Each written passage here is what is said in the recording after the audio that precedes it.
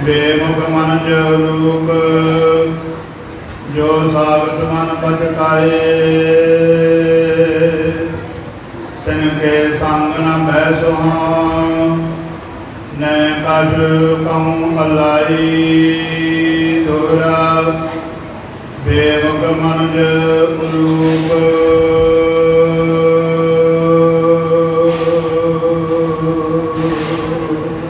वाहिगुरु जी का खालसा वाहिगुरु जी की फतेह।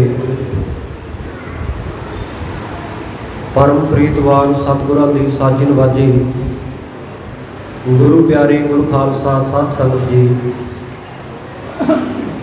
पातत पावन भगत वछल किरपा के खजाने जुगो जुग अटाल सतगुरु गरीब नवाज पातशाह धन धन आदि श्री गुरु ग्रंथ साहिब महाराज जी की अपरंपार किरपा रहमत बख्शिश का सदका सतगुरु जी के पवित्र स्थान गुरुद्वारा शहीद बाबा निहाल सिंह जी नगर तलन विखे साहिब जी ने खुले दर्शन दीदारे बख्शिश करके सब संगतां निहालो निहाल किया है। सवेर वेले तो ही ब्याम संगतां ने अज हफ्तावारी जोड़ मेले दे विच बड़ी शरधा भावना के सहित हाज़रियां भरियां हन। गरीब नवाज सच्चे पातशाह किरपा कर समूह संगतां दीआं हाज़रियां दर ते प्रवान करते हुए संगतां वल्लों तन मन धन के सहित कीतियां सेवावां घालणावां नूं थाए पाउण सब दीआं मनोकामनावां गरीब नवाज सच्चे पातशाह मेहरां करके संपूर्ण करन।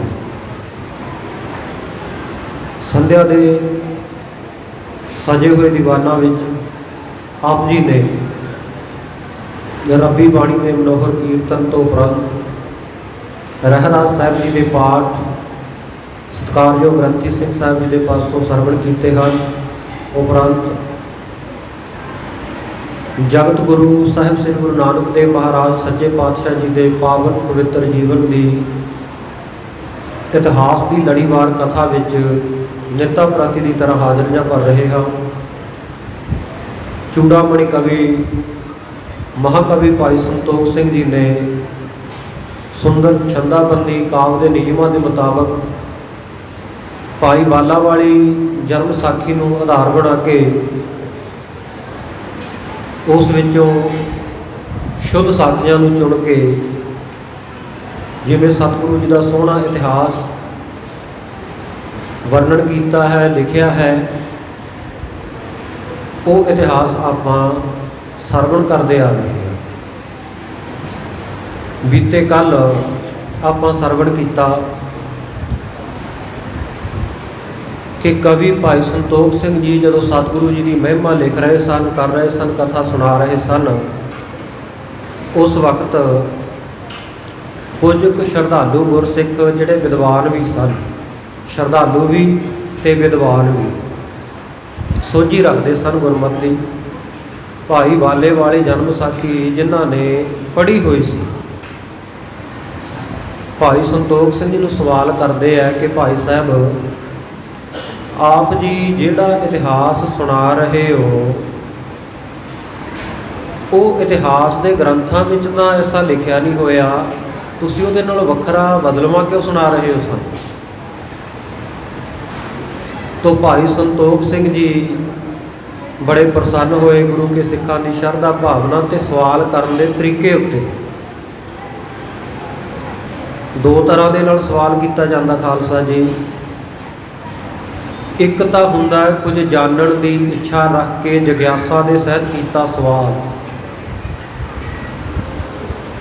सानू उस गल बारे पता नहीं असी जानना चाहते हाँ, जानकारी प्राप्त करनी चाहते हैं, ज्ञान सोझी लेना चाहते हैं। एक सवाल करना हुंदा अपनी अहंकारी बुद्धि दे नाल ये परखना बई सामने वाले नूं किन्ना कुछ पता है। सवाल करने के दो तरीके हैं, पर सिख शरधा भावना वाले सन जानकारी हित ही सवाल किया। तो भाई साहब भाई संतोख सिंह जी ने फिर विस्तार दे विच जिवें दस्सिया कि भाई तुसी भाई बाले वाली जन्म साखी पढ़ी है, ਮੈਂ ਵੀ ਪੜ੍ਹੀ ਹੈ। ਪਰ ਇਹ ਭਾਈ ਬਾਲੇ ਵਾਲੀ ਜਿਹੜੀ ਜਨਮ ਸਾਖੀ ਆ ਨਾ, ਇਹ ਸ਼ੁੱਧ ਰੂਪ ਵਿੱਚ ਨਹੀਂ ਹੈ। ਸ਼ੁੱਧ ਰੂਪ ਉਹਦਾ ਕਿਉਂ ਨਹੀਂ?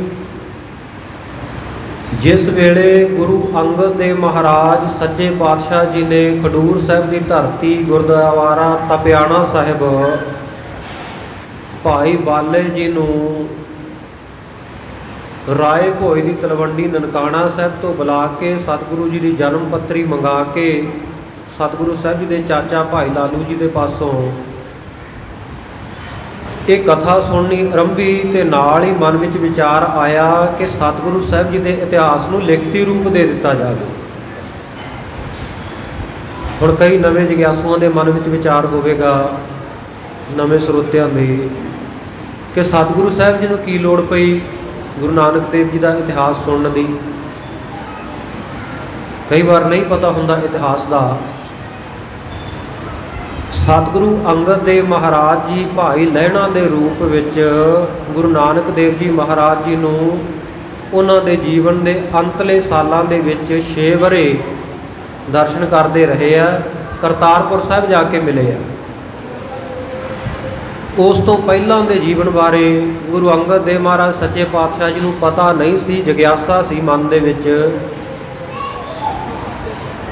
ਮੇਰੇ ਹਰ ਪ੍ਰਭ ਕੀ ਕੋਈ ਬਾਤ ਸੁਣਾਵੇ, ਮੇਰੇ ਪਿਆਰੇ ਸਤਿਗੁਰੂ ਨਾਨਕ ਦੇਵ ਮਹਾਰਾਜ ਸੱਚੇ ਪਾਤਸ਼ਾਹ ਜੀ ਦੀ ਕੋਈ ਕਥਾ ਸੁਣਾਵੇ ਆ ਕੇ। ਮੈਂ ਭਾਈ ਬਾਲੇ ਸਿੱਖ ਦੀ ਡਿਊਟੀ ਲਾਈ, ਤੇ ਨਾਲ ਹੀ ਸਤਿਗੁਰੂ ਅੰਗਦ ਦੇਵ ਮਹਾਰਾਜ ਨੇ ਭਾਈ ਪੈੜਾ ਮੁਖਾ ਸੁਲਤਾਨਪੁਰ ਨਿਵਾਸੀ ਇਹਨਾਂ ਨੂੰ ਸੇਵਾ ਬਖਸ਼ੀ ਇਤਿਹਾਸ ਦੀ ਕਥਾ ਲਿਖਣ ਦੀ। ਜਿਉਂ-ਜਿਉਂ ਭਾਈ ਬਾਲਾ ਜੀ ਸੁਣਾਉਂਦੇ ਗਏ, ਭਾਈ ਪੈੜਾ ਮੁਖਾ ਲਿਖਦੇ ਗਏ।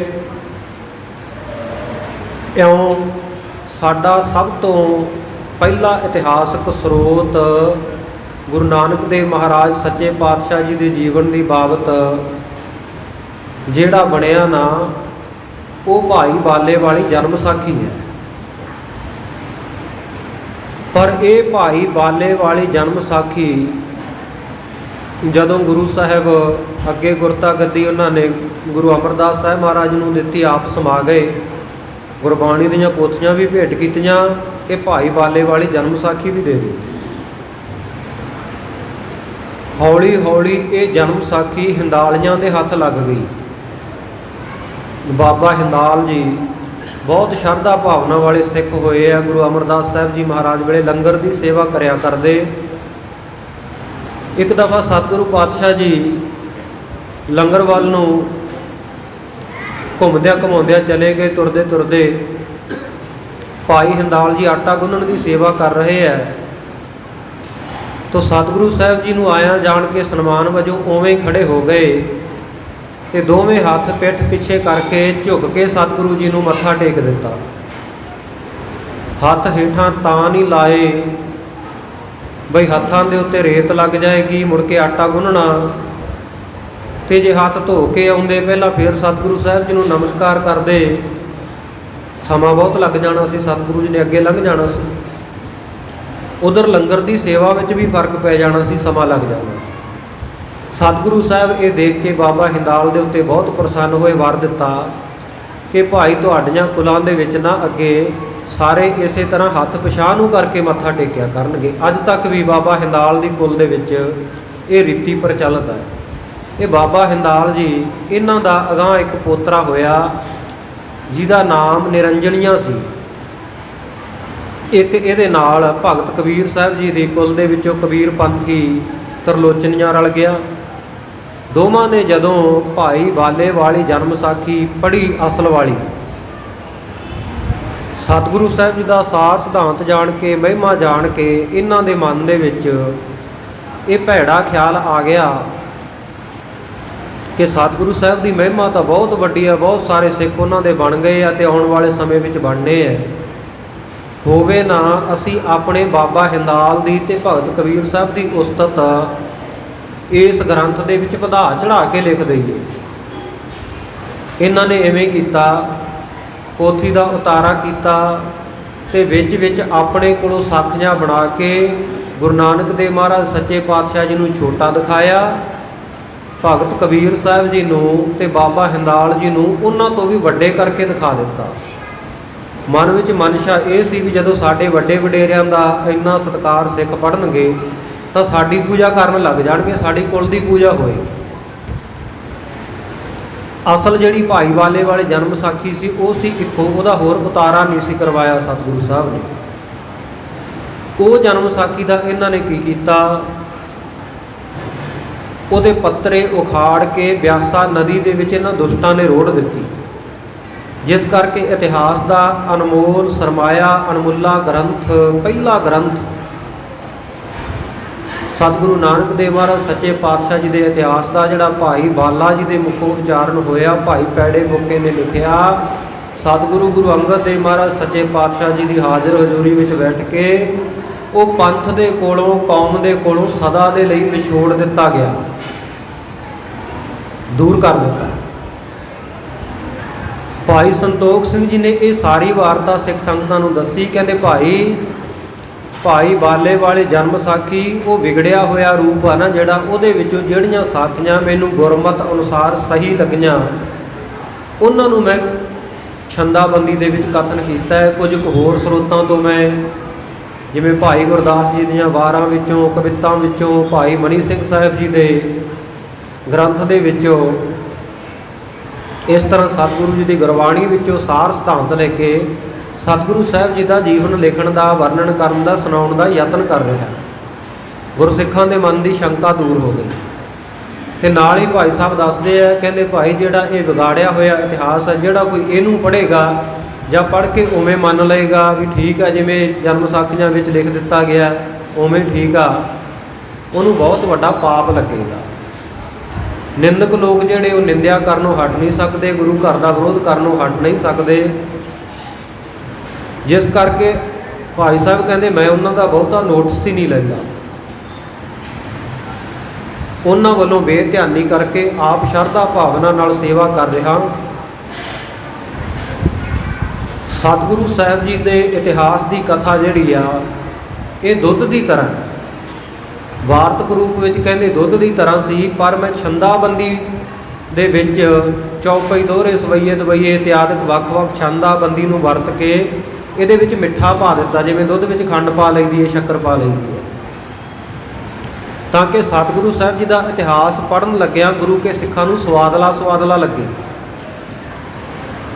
ਤੇ ਕਹਿੰਦੇ ਜਿਹੜੀ ਨਿੰਦਕਾਂ ਨੇ ਰਲਾਵਟ ਕੀਤੀ ਆ ਉਹ ਇਉਂ ਸਮਝ ਲਓ ਵੀ ਜਿਵੇਂ ਦੁੱਧ ਦੇ ਵਿੱਚ ਮੱਖੀ ਡਿੱਗੀ ਹੋਵੇ। ਸਿਆਣਾ ਬੰਦਾ ਦੁੱਧ ਵਿੱਚੋਂ ਮੱਖੀ ਕੱਢ ਕੇ ਪਰੇ ਮਾਰਦਾ, ਦੁੱਧ ਨੂੰ ਵਰਤ ਲੈਂਦਾ। ਪਰ ਕਹਿੰਦੇ ਜਿਹੜੇ ਇਹਨਾਂ ਸਾਖਤਾਂ ਦੇ ਪਿੱਛ ਲੱਗੂ ਹੈ, ਉਹਨਾਂ ਦੀਆਂ ਗੱਲਾਂ ਪੜ੍ਹ ਕੇ ਉਵੇਂ ਮਨ ਵਿੱਚ ਸਤਿਗੁਰੂ ਸਾਹਿਬ ਜੀ ਤੇ ਸ਼ੰਕਾ ਕਰ ਲੈਂਦੇ ਆ। ਉਹ ਕਹਿੰਦੇ ਇਹੋ ਜਿਹੇ ਲੋਕ ਆ ਵੀ ਜਿਹੜੇ ਦੁੱਧ ਵਿੱਚ ਮੱਖੀ ਡਿੱਗੀ ਦੇਖ ਕੇ ਵੀ ਉਹਨੂੰ ਉਵੇਂ ਨਿਗਲ ਜਾਣ, ਉਹਨਾਂ ਦੇ ਸਰੀਰ ਨੂੰ ਵੀ ਦੁੱਖ ਹੁੰਦਾ, ਉਲਟੀਆਂ ਵੀ ਲੱਗਦੀਆਂ। ਪਰ ਆਪਾਂ ਗੁਰੂ ਕੇ ਸਿੱਖਾਂ ਨੇ ਨਿਤਾਰ ਕੇ ਸਾਫ਼ ਇਹ ਦੁੱਧ ਸਤਿਗੁਰੂ ਸੱਚੇ ਪਾਤਸ਼ਾਹ ਜੀ ਦਾ ਇਤਿਹਾਸ ਇਹ ਛਕਣਾ ਹੈ, ਇਹਨੂੰ ਪੜ੍ਹਨਾ ਹੈ। ਇੱਥੋਂ ਤੱਕ ਆਪਾਂ ਇਤਿਹਾਸ ਕੱਲ੍ਹ ਸਰਵਣ ਕਰ ਚੁੱਕੇ ਹਾਂ। ਆਓ ਅੱਗੇ ਜਿਵੇਂ ਸਤਿਗੁਰੂ ਸਾਹਿਬ ਜੀ ਦਾ ਸੋਹਣਾ ਸੁੰਦਰ ਇਤਿਹਾਸ ਆ ਰਿਹਾ ਰਹਿੰਦਾ ਪ੍ਰਸੰਗ ਸਰਵਣ ਕਰੀਏ। ਸਤਨਾਮ ਸ੍ਰੀ ਵਾਹਿਗੁਰੂ ਸਾਹਿਬ ਜੀ ਦੋਹਰਾ। ਬੇਮੁਖ ਮਨ ਲੋਕ। ਭਾਈ ਸਾਹਿਬ ਜੀ ਕਹਿੰਦੇ ਜਿਹੜੇ ਮਨੁੱਖ ਸਤਿਗੁਰੂ ਜੀ ਤੋਂ ਬੇਮੁਖ ਹੈ, ਔਰ ਇਹ ਨਹੀਂ ਵੀ ਗੁਰੂ ਕਾਲ ਵੇਲੇ ਹੀ ਉਦੋਂ ਹੋਏ, ਉਹਨਾਂ ਨੇ ਜਿਨ੍ਹਾਂ ਨੇ ਜਨਮ ਸਾਖੀ ਵਿਗਾੜੀ ਅੱਜ ਵੀ ਬਹੁਤ ਹੈ। ਕੱਲ੍ਹ ਵੀ ਮੈਂ ਬੇਨਤੀ ਕੀਤੀ ਸੀ, ਉਹਨਾਂ ਨੇ ਤਾਂ ਇੱਕ ਗ੍ਰੰਥ ਦੇ ਵਿੱਚ ਅਦਲਾ ਬਦਲੀ ਕੀਤੀ ਸੀ। ਤੇ ਅੱਜ ਦੇ ਜਿਹੜੇ ਸਾਖਤ ਗੁਰੂ ਘਰ ਦੇ ਵਿਰੋਧੀ ਆ, ਉਹ ਹੈ ਵੀ ਸਿੱਖੀ ਭੇਖ ਦੇ ਵਿੱਚ, ਲੱਗਣਗੇ ਵੀ ਸਾਨੂੰ ਵੀ ਇਹ ਤਾਂ ਬੜੇ ਗੁਰਮਤਿ ਦੇ ਪ੍ਰਚਾਰਕ ਹੈ, ਪਰ ਸਤਿਗੁਰੂ ਸਾਹਿਬ ਜੀ ਦੇ ਇਤਿਹਾਸ ਨੂੰ, ਸਤਿਗੁਰੂ ਸਾਹਿਬ ਜੀ ਦੀ ਗੁਰਬਾਣੀ ਨੂੰ ਗਲਤ ਅਰਥਾਂ ਦੇ ਵਿੱਚ ਪੇਸ਼ ਕਰਦੇ ਆ। ਐਸੇ ਲੋਕਾਂ ਤੋਂ ਸੁਚੇਤ ਰਹਿਣਾ। ਭਾਈ ਸਾਹਿਬ ਕਹਿੰਦੇ ਮਨਮੁਖ ਜਿਹੜੇ ਲੋਕ ਹੈ, ਬੇਮੁਖ ਜਿਹੜੇ ਲੋਕ ਹੈ, ਗੁਰੂ ਵੱਲ ਜਿਨ੍ਹਾਂ ਦਾ ਮੁੱਖ ਨਹੀਂ, ਆਪਣੀ ਮਨ ਦੀ ਮੱਤ ਅਨੁਸਾਰ ਜ਼ਿਆਦਾ ਚੱਲਦੇ ਆ, ਇਹ ਸਮਝਦੇ ਆ ਕਿ ਅਸੀਂ ਬੜੇ ਪੜ੍ਹੇ ਲਿਖੇ ਹਾਂ, ਸਾਡੀ ਬੜੀ ਖੋਜ ਹੈ ਔਰ ਅਸੀਂ ਬੜੇ ਅਪਗ੍ਰੇਡ ਹੋ ਗਏ ਆ। ਕਹਿੰਦੇ ਉਹ ਲੋਕ ਤਾਂ ਉੱਲੂਆਂ ਵਰਗੇ ਹਨ ਜੋ ਸਾਖਤ ਮਨ ਬਚਕਾਈ। ਜਿਹੜੇ ਕਹਿੰਦੇ ਮਨ ਕਰਕੇ, ਬਚਨ ਕਰਕੇ ਹਰ ਤਰੀਕੇ ਕਰਕੇ ਦੇਖਭਾਲ ਕੇ ਵੀ ਜਿਹੜੇ ਮਨੁੱਖ ਹਨ ਨਾ ਕਹਿੰਦੇ ਸਾਖਤ, ਉਹ ਤਾਂ ਇਹੋ ਜਿਹੇ ਹੈ ਜਿਹੜੇ ਰੱਬ ਦੇ ਨਾਲੋਂ ਆਪ ਟੁੱਟੇ ਹੋਏ ਆ ਤੇ ਲੋਕਾਂ ਨੂੰ ਤੋੜਦੇ ਆ। ਮਨ ਬਾਣੀ ਸਰੀਰ ਕਰਕੇ ਜਿਹੜੇ ਸਾਖਤ ਲੋਕ ਹੈ ਸੋ ਗੁਰੂ ਨਾਲੋਂ ਟੁੱਟੇ ਹੋਏ ਹਨ। ਤਨ ਕੇ ਸੰਗ ਨਾ ਬਹਿਸੋ। ਭਾਈ ਸਾਹਿਬ ਜੀ ਕਹਿੰਦੇ ਇਹੋ ਜਿਹਾ ਜੇ ਕੋਈ ਮਨਮੁਖ ਮੈਨੂੰ ਮਿਲ ਜੇ ਨਾ, ਕਹਿੰਦੇ ਮੈਂ ਉਹਦੇ ਨਾਲ ਬਹਿਸ ਨਹੀਂ ਕਰਦਾ, ਨੈ ਕਛ ਪਾਉ ਭਲਾਈ। ਨਾ ਉਹਨਾਂ ਦੇ ਨਾਲ ਮੈਂ ਕੋਈ ਗੱਲਬਾਤ ਕਰਦਾ, ਬਸ ਆਪਣੇ ਰਸਤੇ ਚੱਲਦਾ ਹਾਂ। ਕਹੋ ਭਈ ਜੋ ਸਾਖਤ ਮਤ ਜਗਤ ਰੇ ਮਾਈ। ਜਿਹੜਾ ਸਾਖਤਾਂ ਦਾ ਮਤ ਹੈ ਸੰਸਾਰ ਵਿੱਚ, ਕਿਤ ਸਮਝਤ ਸੋ ਕਦਾਚਿਤ ਨਾਹੀ। ਕਹਿੰਦੇ ਉਹਨਾਂ ਦੇ ਨਾਲ ਮੈਂ ਗੱਲਬਾਤ ਬਹੁਤੀ ਕਿਉਂ ਨਹੀਂ ਕਰਦਾ, ਵਿਚਾਰ ਗੋਸ਼ਟੀ ਕਿਉਂ ਨਹੀਂ ਕਰਦਾ, ਕਿਉਂਕਿ ਉਹਨਾਂ ਦੇ ਚਿੱਤ ਕਠੋਰ ਹੈ। ਉਹਨਾਂ ਨੂੰ ਸਮਝਾਈਏ ਤੇ ਉਹ ਸਮਝਦੇ ਨਹੀਂ ਕਦੇ ਵੀ। ਜੇ ਪਦ ਆਪ ਆਨ ਸਮਝਾਵੇ। ਕਹਿੰਦੇ ਮੇਰੇ ਇੱਕ ਮਨੁੱਖ ਦੇ ਸਮਝਾਉਣ ਦੀ ਤਾਂ ਕੀ ਗੱਲ ਹੈ, ਜੇਕਰ ਕਹਿੰਦੇ ਵਿਦ ਬ੍ਰਹਮਾ ਜਿਹੜਾ ਸੰਸਾਰ ਨੂੰ ਪੈਦਾ ਕਰਨ ਵਾਲਾ, ਜਿਹਦੀ ਡਿਊਟੀ ਲੱਗੀ ਹੈ ਵਾਹਿਗੁਰੂ ਵੱਲੋਂ, ਉਹ ਵੀ ਆ ਕੇ ਇਹਨਾਂ ਸਾਖਤ ਲੋਕਾਂ ਨੂੰ ਮਨਮੁਖਾਂ ਨੂੰ ਸਮਝਾਵੇ ਨਹੀਂ ਦੁਸ਼ਟਤਾ ਵਰਤੇ ਜਾਵੇ। ਤਾਂ ਵੀ ਇਹਨਾਂ ਦੁਸ਼ਟ ਲੋਕਾਂ ਦੇ ਮਨ ਵਿੱਚੋਂ ਜਿਹੜੀ ਦੁਸ਼ਟਤਾ, ਕਰੂਰਤਾ, ਨਫ਼ਰਤ ਹਿਰਦੇ ਵਿੱਚੋਂ ਜਾਂਦੀ ਨਹੀਂ। ਰਸੋ ਕੈਂਕ ਲਤਾ ਸੁਪਾਲੇ। ਬੜਾ ਸੋਹਣਾ ਪ੍ਰਮਾਣ ਦਿੱਤਾ ਹੈ। ਕਹਿੰਦੇ ਕੌੜ ਤੂੰਬੇ ਦੀ ਵੇਲ ਆ ਜਿਹੜੀ, ਉਹਨੂੰ ਜੇ ਕੋਈ ਬੰਦਾ ਗੰਨੇ ਦੇ ਰਸ ਦੇ ਨਾਲ ਉਹਨੂੰ ਪਾਲੇ, ਮਾਨਤ ਸੋ ਤੇ ਕਰ ਅਲਪਾਲੇ। ਤੇ ਉਹ ਵੇਲ ਦੇ ਆਲੇ ਦੁਆਲੇ, ਜਿਵੇਂ ਆਪਾਂ ਕਿਸੇ ਵੇਲ ਬੂਟੇ ਨੂੰ ਪਾਣੀ ਪਾਉਣ ਲੱਗਿਆ ਆੜ ਜੀ ਨਹੀਂ ਬਣਾ ਲੈਂਦੇ ਥੋੜਾ ਜਿਹਾ ਟੋਆ ਕਰਕੇ, ਕਹਿੰਦੇ ਇਉਂ ਮਿਸ਼ਰੀ ਦੀ ਉਹਦੇ ਆਲੇ ਦੁਆਲੇ ਆੜ ਕੱਢੇ।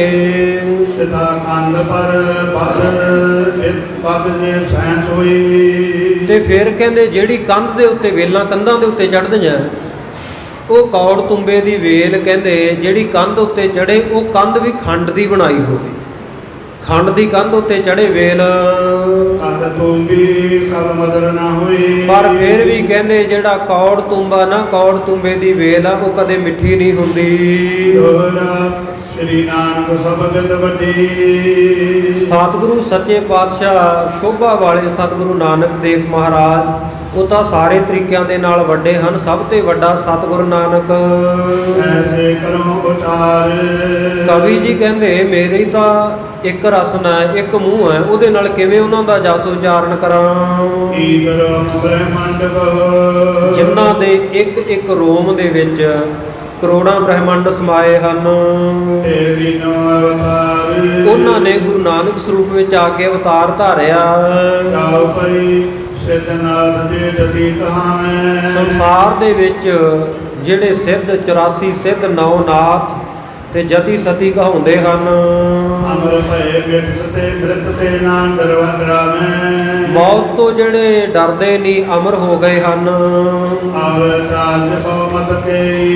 ਤੇ ਹੋਰ ਜਿਹੜੇ ਆਚਾਰਜਾਂ ਦੇ ਮਤ ਹਨ, ਅਨਕ ਕਲਪਨਾ ਥਾਪੈ ਜਈ। ਜਿਹੜੇ ਕਿ ਅਨੇਕਾਂ ਕਪੋਲ ਕਲਪਨਾਵਾਂ ਕਰਦੇ ਹਨ। ਪੀਰਨ ਪੀਰ ਔਲੀਆ ਸਾਰੀ। ਵੱਡੇ ਵੱਡੇ ਪੀਰ ਫਕੀਰ ਤੇ ਔਲੀਏ ਜਿਨ੍ਹਾਂ ਨੂੰ ਰੱਬ ਦੇ ਵੱਲੋਂ ਇਲਹਾਮ ਹੁੰਦਾ ਹੈ। ਕਿਨ ਕਰ ਕੌਣ ਪਾਏ ਹੈ ਪਾਰੀ। ਇਹਨਾਂ ਦੀ ਗਿਣਤੀ ਕਰਕੇ ਕੌਣ ਪਾਰ ਪਾਵੇ, ਕੌਣ ਇਹਨਾਂ ਦੀ ਗਿਣਤੀ ਮਿਣਤੀ ਕਰੇ, ਬੇਸ਼ੁਮਾਰ ਹਨ। ਕਿਨ ਕੋ ਮਾਨ ਤਿਮਰ ਕਰ ਸਭੂ। ਪਰ ਜਿਹੜਾ ਇਹਨਾਂ ਦੇ ਮਨਾਂ ਦੇ ਵਿੱਚ ਮਾਣ ਹੰਕਾਰ ਆ ਨਾ, ਉਹ ਕਹਿੰਦੇ ਜਿਵੇਂ ਸੰਝ ਦੇ ਸਮੇਂ, ਸ਼ਾਮ ਦੇ ਸਮੇਂ ਹਨੇਰਾ ਹੋ ਜਾਂਦਾ, ਗਾੜੀਆਂ ਸੰਝਾਂ ਦਾ ਹਨੇਰੇ ਵਰਗਾ ਹੈ। ਅਨਕ ਦੰਭ ਸੋ ਉਡਗਨ ਰਾਜੂ। ਤੇ ਜਿਹੜੇ ਦੰਭ ਕਰਦੇ ਆ, ਪਖੰਡ ਕਰਦੇ ਆ, ਇਹ ਉਡਗਨ ਰਾਜੂ ਤਾਰਿਆਂ ਦੇ ਰਾਜੇ ਚੰਦਰਮਾ ਵਾਂਗ ਹਨ। ਕਲਾ ਵਿਲਾਸ ਸਾਧਨ ਕੇ ਪਦ ਜੇਤੀ। ਜਿੰਨੀਆਂ ਇਹਨਾਂ ਵਿੱਚ ਕਲਾਵਾਂ ਸ਼ਕਤੀਆਂ ਹਨ, ਜਿੰਨੇ ਬਹੁਤ ਵਿਸ਼ਾਲ ਸ਼ਕਤੀਆਂ ਦੇ ਬਲ ਵਾਲੇ ਹਨ। ਤਾਰੇ ਬ੍ਰਿੰਦਨ ਚਮਕਤ ਤੇਤੀ। ਇਹਨਾਂ ਨੂੰ ਇਉਂ ਸਮਝ ਲਓ ਜਿਵੇਂ ਆਕਾਸ਼ ਵਿੱਚ ਬਹੁਤ ਤਾਰੇ ਚਮਕਦੇ ਹਨ। ਨਿਸਾ ਕੇ ਕੇ ਭੋਰ ਕਰ ਕੀਨ ਕੁਚਾਲੀ। ਤੇ ਕਲਯੁਗ ਦੇ ਸਮੇਂ ਦੇ ਵਿੱਚ ਜਿਹੜੀ ਕੁਚਾਲੀ ਭੈੜੀ ਚਾਲ ਚੱਲੀ ਜਾ ਰਹੀ ਹੈ, ਇਹ ਸਮਝ ਲਓ ਵੀ ਬਹੁਤ ਹਨੇਰੀ ਰਾਤ ਹੈ। ਤਸਕਰ ਦੰਡੀ ਗਰਤ ਸੁਖਾਲੀ। ਤੇ ਦੰਭੀ ਪਖੰਡੀ ਲੋਕ ਕਲਯੁਗ ਦੀ ਹਨੇਰੇ ਰੂਪੀ ਰਾਤ ਦੇ ਵਿੱਚ ਚੋਰਾਂ ਵਾਂਗੂ ਫਿਰਦੇ ਹਨ। ਦੋਹਰਾ ਮਤ ਜੇ ਅਨੇਕ ਚਕੋਰ ਕਨ। ਅਨੇਕਾਂ ਤਰ੍ਹਾਂ ਦੇ ਜਿਹੜੇ ਮਤ ਮਤਾਂਤਰ ਚੱਲੇ ਹੋਏ ਆ, ਇਹ ਸਮਝ ਲਓ ਜਿਵੇਂ ਚਕੋਰਾਂ ਹੁੰਦੀਆਂ ਬਹੁਤ ਸਾਰੀਆਂ। ਹਰ ਕਦਮ ਮਿਲਾ ਸਮਾਜ। ਇਉਂ ਬੜੇ ਖੁਸ਼ ਹੋ ਕੇ ਇਹ ਸਾਰਾ ਹੀ ਸਮਾਜ ਜਿਹੜਾ ਦੰਭੀਆਂ ਪਖੰਡੀਆਂ ਦਾ ਆਪੋ ਵਿੱਚ ਮਿਲਿਆ ਹੋਇਆ ਹੈ। ਕਲਮਲ ਪਮਦ ਪ੍ਰਫੁੱਲਈ। ਜਿਵੇਂ ਕੁਮੀਆਂ ਜਿਹੜੀਆਂ ਉਹ ਚੰਦਰਮਾ ਨੂੰ ਦੇਖ ਕੇ, ਇੱਕ ਤਰ੍ਹਾਂ ਦਾ ਕਮਲ ਹੈ ਜਿਹੜਾ ਰਾਤ ਨੂੰ ਖਿੜਦਾ। ਇੱਕ ਤਾਂ ਦਿਨ ਨੂੰ ਖਿੜਦਾ ਨਾ ਕਮਲ, ਤੇ ਜਿਹੜਾ ਰਾਤ ਨੂੰ ਖਿੜਦਾ ਕਮਲ ਦੀ ਕਿਸਮ, ਇਹਨੂੰ ਕਮੀਆਂ ਜਾਂ ਕਵੀਆਂ ਕੁਮਦ ਕਹਿੰਦੇ ਆ। ਇਹ ਕਹਿੰਦੇ ਕਲਯੁਗ ਦੇ ਵਿੱਚ ਇਹ ਕਹਿੰਦੇ ਜਿਹੜੇ ਕਮੀਆਂ ਹਨ ਪ੍ਰਫੁੱਲਤ ਹੋ ਰਹੀਆਂ, ਖਿੜ ਰਹੀਆਂ ਹਨ। ਤਾਲ ਪਾਏ ਕਲ ਰਾਜ। ਕਲਯੁਗ ਦੇ ਰਾਜ ਰੂਪੀ ਜਿਹੜਾ ਤਲਾਬ ਹੈ ਉਹਨੂੰ ਪਾ ਕੇ ਉਹਦੇ ਉੱਤੇ ਤਾਲ ਪਾਈ ਸ੍ਰੀ ਨਾਨਕ ਸੂਰਜ ਪ੍ਰਕਾਸ਼ੀ। ਸਤਿਗੁਰੂ ਨਾਨਕ ਦੇਵ ਮਹਾਰਾਜ ਸੱਚੇ ਪਾਤਸ਼ਾਹ ਉਹ ਸੰਸਾਰ ਦੇ ਵਿੱਚ ਜਿਵੇਂ ਸੂਰਜ ਪ੍ਰਗਟ ਹੁੰਦਾ ਨਾ, ਸੂਰਜ ਦੀ ਤਰ੍ਹਾਂ ਪ੍ਰਕਾਸ਼ ਹੋਏ ਹੈ। ਜਿਵੇਂ ਭਾਈ ਗੁਰਦਾਸ ਸਾਹਿਬ ਜੀ ਦੇ ਬਚਨ ਹੈ, ਸਤਿਗੁਰੂ ਨਾਨਕ ਪ੍ਰਗਟਿਆ ਮਿਟੀ ਧੁੰਦ ਜਗ ਚਾਨਣ ਹੋਆ, ਜਿਉ ਕਰ ਸੂਰਜ ਨਿਕਲਿਆ ਤਾਰੇ ਛਪੇ ਅੰਧੇਰ ਪਲੋਆ। ਸਤਿਗੁਰੂ ਨਾਨਕ ਦੇਵ ਮਹਾਰਾਜ ਸੂਰਜਵਤ ਪ੍ਰਕਾਸ਼ ਹੋਏ ਹਨ। ਸਗਲ ਬਿਨਾਸੀ। ਪਿੱਛੇ ਜਿਨ੍ਹਾਂ ਜਿਨ੍ਹਾਂ ਦੰਭੀਆਂ ਪਖੰਡੀਆਂ ਦੀ ਗਿਣਤੀ ਕੀਤੀ ਹੈ, ਕਵੀ ਜੀ ਕਹਿੰਦੇ ਇਹ ਸਾਰੇ ਸਤਿਗੁਰੂ ਜੀ ਦੇ ਆਉਣ ਨਾਲ ਵਿਨਾਸ਼ ਹੋ ਗਏ, ਖਤਮ ਹੋ ਗਏ। ਜਿਉ ਕਰ ਸੂਰਜ ਨਿਕਲਿਆ ਤਾਰੇ ਛਪੇ ਅੰਧੇਰ ਪਲੋਆ। ਸਭ ਦੰਭੀ ਪਖੰਡੀ ਭੱਜ ਗਏ। ਭਏ ਸੰਦ ਅਰਬਿੰਦ ਸੁਖਾਰੀ। ਤੇ ਜਿਹੜੇ ਕਮਲਾਂ ਵਰਗੇ ਸਤਿਗੁਰੂ ਜੀ ਦੇ ਸੰਤ ਹੈ ਉਹ ਸੁਖਾਲੇ ਹੋ ਗਏ। ਚੱਕਵੇ ਸਿੱਖਣ ਕੇ ਦਬਟਾਰੀ। ਚੱਕਵਿਆਂ ਰੂਪੀ ਜਿਹੜੇ ਸਿੱਖ ਹੈ ਜਗਿਆਸੂ ਨਵੇਂ ਸਤਿਗੁਰੂ ਦੀ ਸ਼ਰਨ ਆਏ, ਉਹਨਾਂ ਨੇ ਦੁੱਖ ਟਾਲ ਦਿੱਤੇ। ਆਤਮ ਭਗਤ ਤੇਰਾ ਕੀਜੈ ਤੈ। ਸਤਿਗੁਰੂ ਜੀ ਦੀ ਭਗਤੀ ਰੂਪੀ ਧੁੱਪ ਤਪਸ਼ ਜਿਹੜੀ ਜਿੱਥੇ ਕਿਥੇ ਸ਼ੋਭਾ ਪਾ ਰਹੀ ਹੈ। ਗਿਆਨ ਦੇ ਜੈ ਨਿਰਮਲ ਜੇਨੈ। ਜਿਸ ਆਤਸ਼ ਦੇ ਵਿੱਚ ਧੁੱਪ ਦੇ ਵਿੱਚ ਗਿਆਨ ਰੂਪੀ ਤੇਜ, ਗਿਆਨ ਰੂਪੀ ਪ੍ਰਕਾਸ਼ ਹੈ, ਬੜਾ ਨਿਰਮਲ। ਐਸੇ ਗੁਰ ਕੇ ਨਿੰਦਕ ਜਈ। ਐਸੇ ਸਤਿਗੁਰੂ ਨਾਨਕ ਦੇਵ ਮਹਾਰਾਜ ਜੀ ਦੇ ਜਿਹੜੇ ਨਿੰਦਕ ਹਨ, ਸਮ ਉਲੋਕ ਤਬ ਪਾਵੇਂ ਤੇਰੀ। ਉਹ ਸਤਿਗੁਰੂ ਰੂਪੀ ਸੂਰਜ ਨੂੰ ਦੇਖ ਕੇ ਉੱਲੂਆਂ ਵਾਂਗੂ ਦੁੱਖ ਪਾਉਂਦੇ ਹਨ। ਦੇਵ ਸਾਂਸਰ ਵਰਗ ਪ੍ਰਮਾਨਾ। ਇਸੇ ਤਰ੍ਹਾਂ ਕਹਿੰਦੇ ਦਿਵ ਸਹਾਂਸਰ ਬਰਖ ਪ੍ਰਮਾਨਾ। ਬਹੁਤ ਧਿਆਨ ਦੇ ਨਾਲ ਇਹ ਵਚਨ ਸੁਣਨ ਦੀ ਲੋੜ ਹੈ। ਤੁਸੀਂ ਵਾਕਈ ਚਕਰਿਤ ਹੋਵੋਗੇ, ਇਹ ਵਚਨ ਸੁਣ ਕੇ ਹੈਰਾਨ ਵੀ ਹੋਵੋਗੇ ਤੇ ਜਾਣਕਾਰੀ ਵੀ ਮਿਲੇਗੀ। ਜਿਵੇਂ ਕਹਿੰਦੇ ਦੇਵਤਿਆਂ ਦਾ ਹਜ਼ਾਰਾਂ ਸਾਲਾਂ ਦਾ ਇੱਕ ਸਾਲ ਮੰਨਿਆ ਜਾਂਦਾ, ਉਹ ਕੀ ਹੈ? ਦੇਵਤਿਆਂ ਦਾ ਸਾਲ, ਆਪਣਾ ਤਾਂ ਸਾਲ ਜਿਹੜਾ ਇਹਨੂੰ 360 ਜਾਂ 365 ਦਿਨਾਂ ਦਾ ਗਿਣਿਆ ਜਾਂਦਾ। ਸਾਡੇ ਜਿਹੜਾ ਚੱਲਦਾ ਸਾਲ ਉਹਨੂੰ 365 ਸਹੀ 1/4 ਕਰਕੇ ਗਿਣਿਆ ਜਾਂਦਾ। ਭਾਵ ਦਿਨ ਦਾ ਚੌਥਾ ਹਿੱਸਾ, ਤੇ ਚੌਥੇ ਸਾਲ 365 ਦਿਨਾਂ ਦਾ ਸਾਲ ਮੰਨ ਕੇ ਚੌਥਾ ਸਾਲ ਜਿਹੜਾ ਉਹਦੇ ਵਿੱਚ ਇੱਕ ਲੀਪ ਦਾ ਦਿਨ ਕੱਢ ਦਿੱਤਾ ਜਾਂਦਾ। 29 ਫਰਵਰੀ ਇੱਕ ਦਿਨ ਵਧਾਉਂਦੇ ਆ ਨਾ ਚੌਥੇ ਸਾਲ, ਜਿਹਨੂੰ ਲੀਪ ਦਾ ਸਾਲ ਕਹਿੰਦੇ। ਹਾਲਾਂਕਿ ਇਹ ਗਿਣਤੀ ਮਿਣਤੀ ਕੋਈ ਐਕੂਰੇਟ ਨਹੀਂ ਹੈ, ਸ਼ੁੱਧ ਨਹੀਂ ਹੈ। 4 ਸਾਲਾਂ ਦੇ ਵਿੱਚ ਇੱਕ ਦਿਨ ਵਧਾ ਦੇਣਾ, ਤੇ ਇਹ ਵਿਦਵਾਨ ਮਹਾਂਪੁਰਖਾਂ ਦੇ ਬਚਨ ਹੈ ਕਿ ਇਹ ਗਲਤ ਹੈ। ਅਸਲ ਵਿੱਚ 300 ਤੇ ਜਿਹੜੇ 65 ਦਿਨ ਹੈ ਇੱਕ ਸਾਲ, ਉਹਦੇ ਵਿੱਚ ਜਿਹੜਾ ਉੱਪਰ ਸਮਾਂ ਹੁੰਦਾ ਨਾ, ਉਹਨੂੰ ਸਾਧ ਸੰਗਤ ਜੀ ਦਿਨ ਦਾ ਚੌਥਾ ਹਿੱਸਾ ਨਹੀਂ ਮੰਨਿਆ ਜਾਣਾ ਚਾਹੀਦਾ, ਬਲਕਿ 11 ਮਿੰਟ ਅਤੇ 14 ਸਕਿੰਟ ਦਾ ਸਮਾਂ ਜਿਹੜਾ ਸਾਲ ਦਾ ਵੱਧਦਾ। ਔਰ ਇਹਨੂੰ ਜੇ 4 ਨਾਲ ਗੁਣਾ ਕਰੀਏ, ਜਿਸ ਹਿਸਾਬ ਦੇ ਨਾਲ ਚੌਥੇ ਸਾਲ ਇੱਕ ਦਿਨ ਵਧਾ ਦਿੱਤਾ ਜਾਂਦਾ, ਤਾਂ ਇਹ ਬਣਦਾ ਹੈ 11 ਚੌਂਕਾ 44 ਤੇ 14 ਚੌਂਕਾ 56। 11 44 ਮਿੰਟ ਤੇ 56 ਸਕਿੰਟ ਇਹ ਸਮਾਂ ਵੱਧਦਾ। ਇੰਨਾ ਵਧਣਾ ਚਾਹੀਦਾ ਚੌਥੇ ਸਾਲ, ਪਰ ਸਿੱਧਾ ਇੱਕ ਦਿਨ ਵਧਾ ਦਿੱਤਾ ਜਾਂਦਾ ਹੈ, ਜਿਸ ਕਰਕੇ ਉਹ 24 ਘੰਟੇ ਵਧਾਉਣ ਦੇ ਨਾਲ ਲਗਾਤਾਰ ਜਦੋਂ ਸਾਧ ਸੰਗਤ ਜੀ 1000 ਸਾਲ ਲੰਘ ਜਾਏਗਾ, ਤੇ ਉਸ ਵੇਲੇ 10 ਦਿਨਾਂ ਦਾ ਫਰਕ ਪੈ ਜਾਂਦਾ ਸਮੇਂ ਦਾ, 10 ਦਿਨਾਂ ਦਾ। ਤੇ ਇਹ ਸਾਧ ਸੰਗਤ ਜੀ ਵਿਦੇਸ਼ਾਂ ਦੇ ਵਿੱਚ ਵੀ ਲੋਕਾਂ ਨੇ ਕਰਕੇ ਦੇਖਿਆ। 1882 ਈਸਵੀ ਦੇ ਵਿੱਚ 15 ਅਕਤੂਬਰ ਨੂੰ ਅੰਗਰੇਜ਼ਾਂ ਨੇ ਕੀ ਕੀਤਾ, ਜਦੋਂ 10 ਦਿਨ ਦਾ ਸਮਾਂ ਇਉਂ 1000 ਸਾਲ ਬਾਅਦ ਵੱਧ ਗਿਆ ਤੇ ਉਹਨਾਂ ਨੇ 15 ਤੋਂ 16 ਅਕਤੂਬਰ ਕਰਨ ਦੀ ਜਗ੍ਹਾ 15 ਅਕਤੂਬਰ ਨੂੰ 5 ਅਕਤੂਬਰ ਮਿਥ ਲਿਆ, 10 ਦਿਨ ਪਿੱਛੇ ਕਰ ਲਿਆ ਸਾਲ ਆਪਣਾ। ਫਿਰ ਕਿਤੇ ਜਾ ਕੇ ਗਿਣਤੀ ਮਿਣਤੀ ਠੀਕ ਹੋਈ। ਇਹ ਤੋਂ ਬਾਅਦ ਜਿਵੇਂ ਜਿਵੇਂ ਹਜ਼ਾਰ ਸਾਲ ਬੀਤਣਗੇ ਉਸੇ ਤਰੀਕੇ ਸਾਧ ਸੰਗਤ ਜੀ ਇਹ ਸਮਾਂ ਘਟਾਉਣਾ ਪਵੇਗਾ। ਇਹ ਖਗੋਲ ਵਿਗਿਆਨੀਆਂ ਦੇ ਵਿਚਾਰ ਹੈ, ਜਿਨ੍ਹਾਂ ਨੂੰ ਕੈਲੰਡਰ ਬਾਰੇ, ਜੰਤਰੀ ਬਾਰੇ ਬਹੁਤ ਜ਼ਿਆਦਾ ਜਾਣਕਾਰੀ ਹੈ। ਸੋ ਉਹਦੇ ਵਿੱਚੋਂ ਕੁਝ ਕੁ ਅੰਸ਼ ਤੁਹਾਡੇ ਸਾਹਮਣੇ ਪੇਸ਼ ਕੀਤੇ ਆ।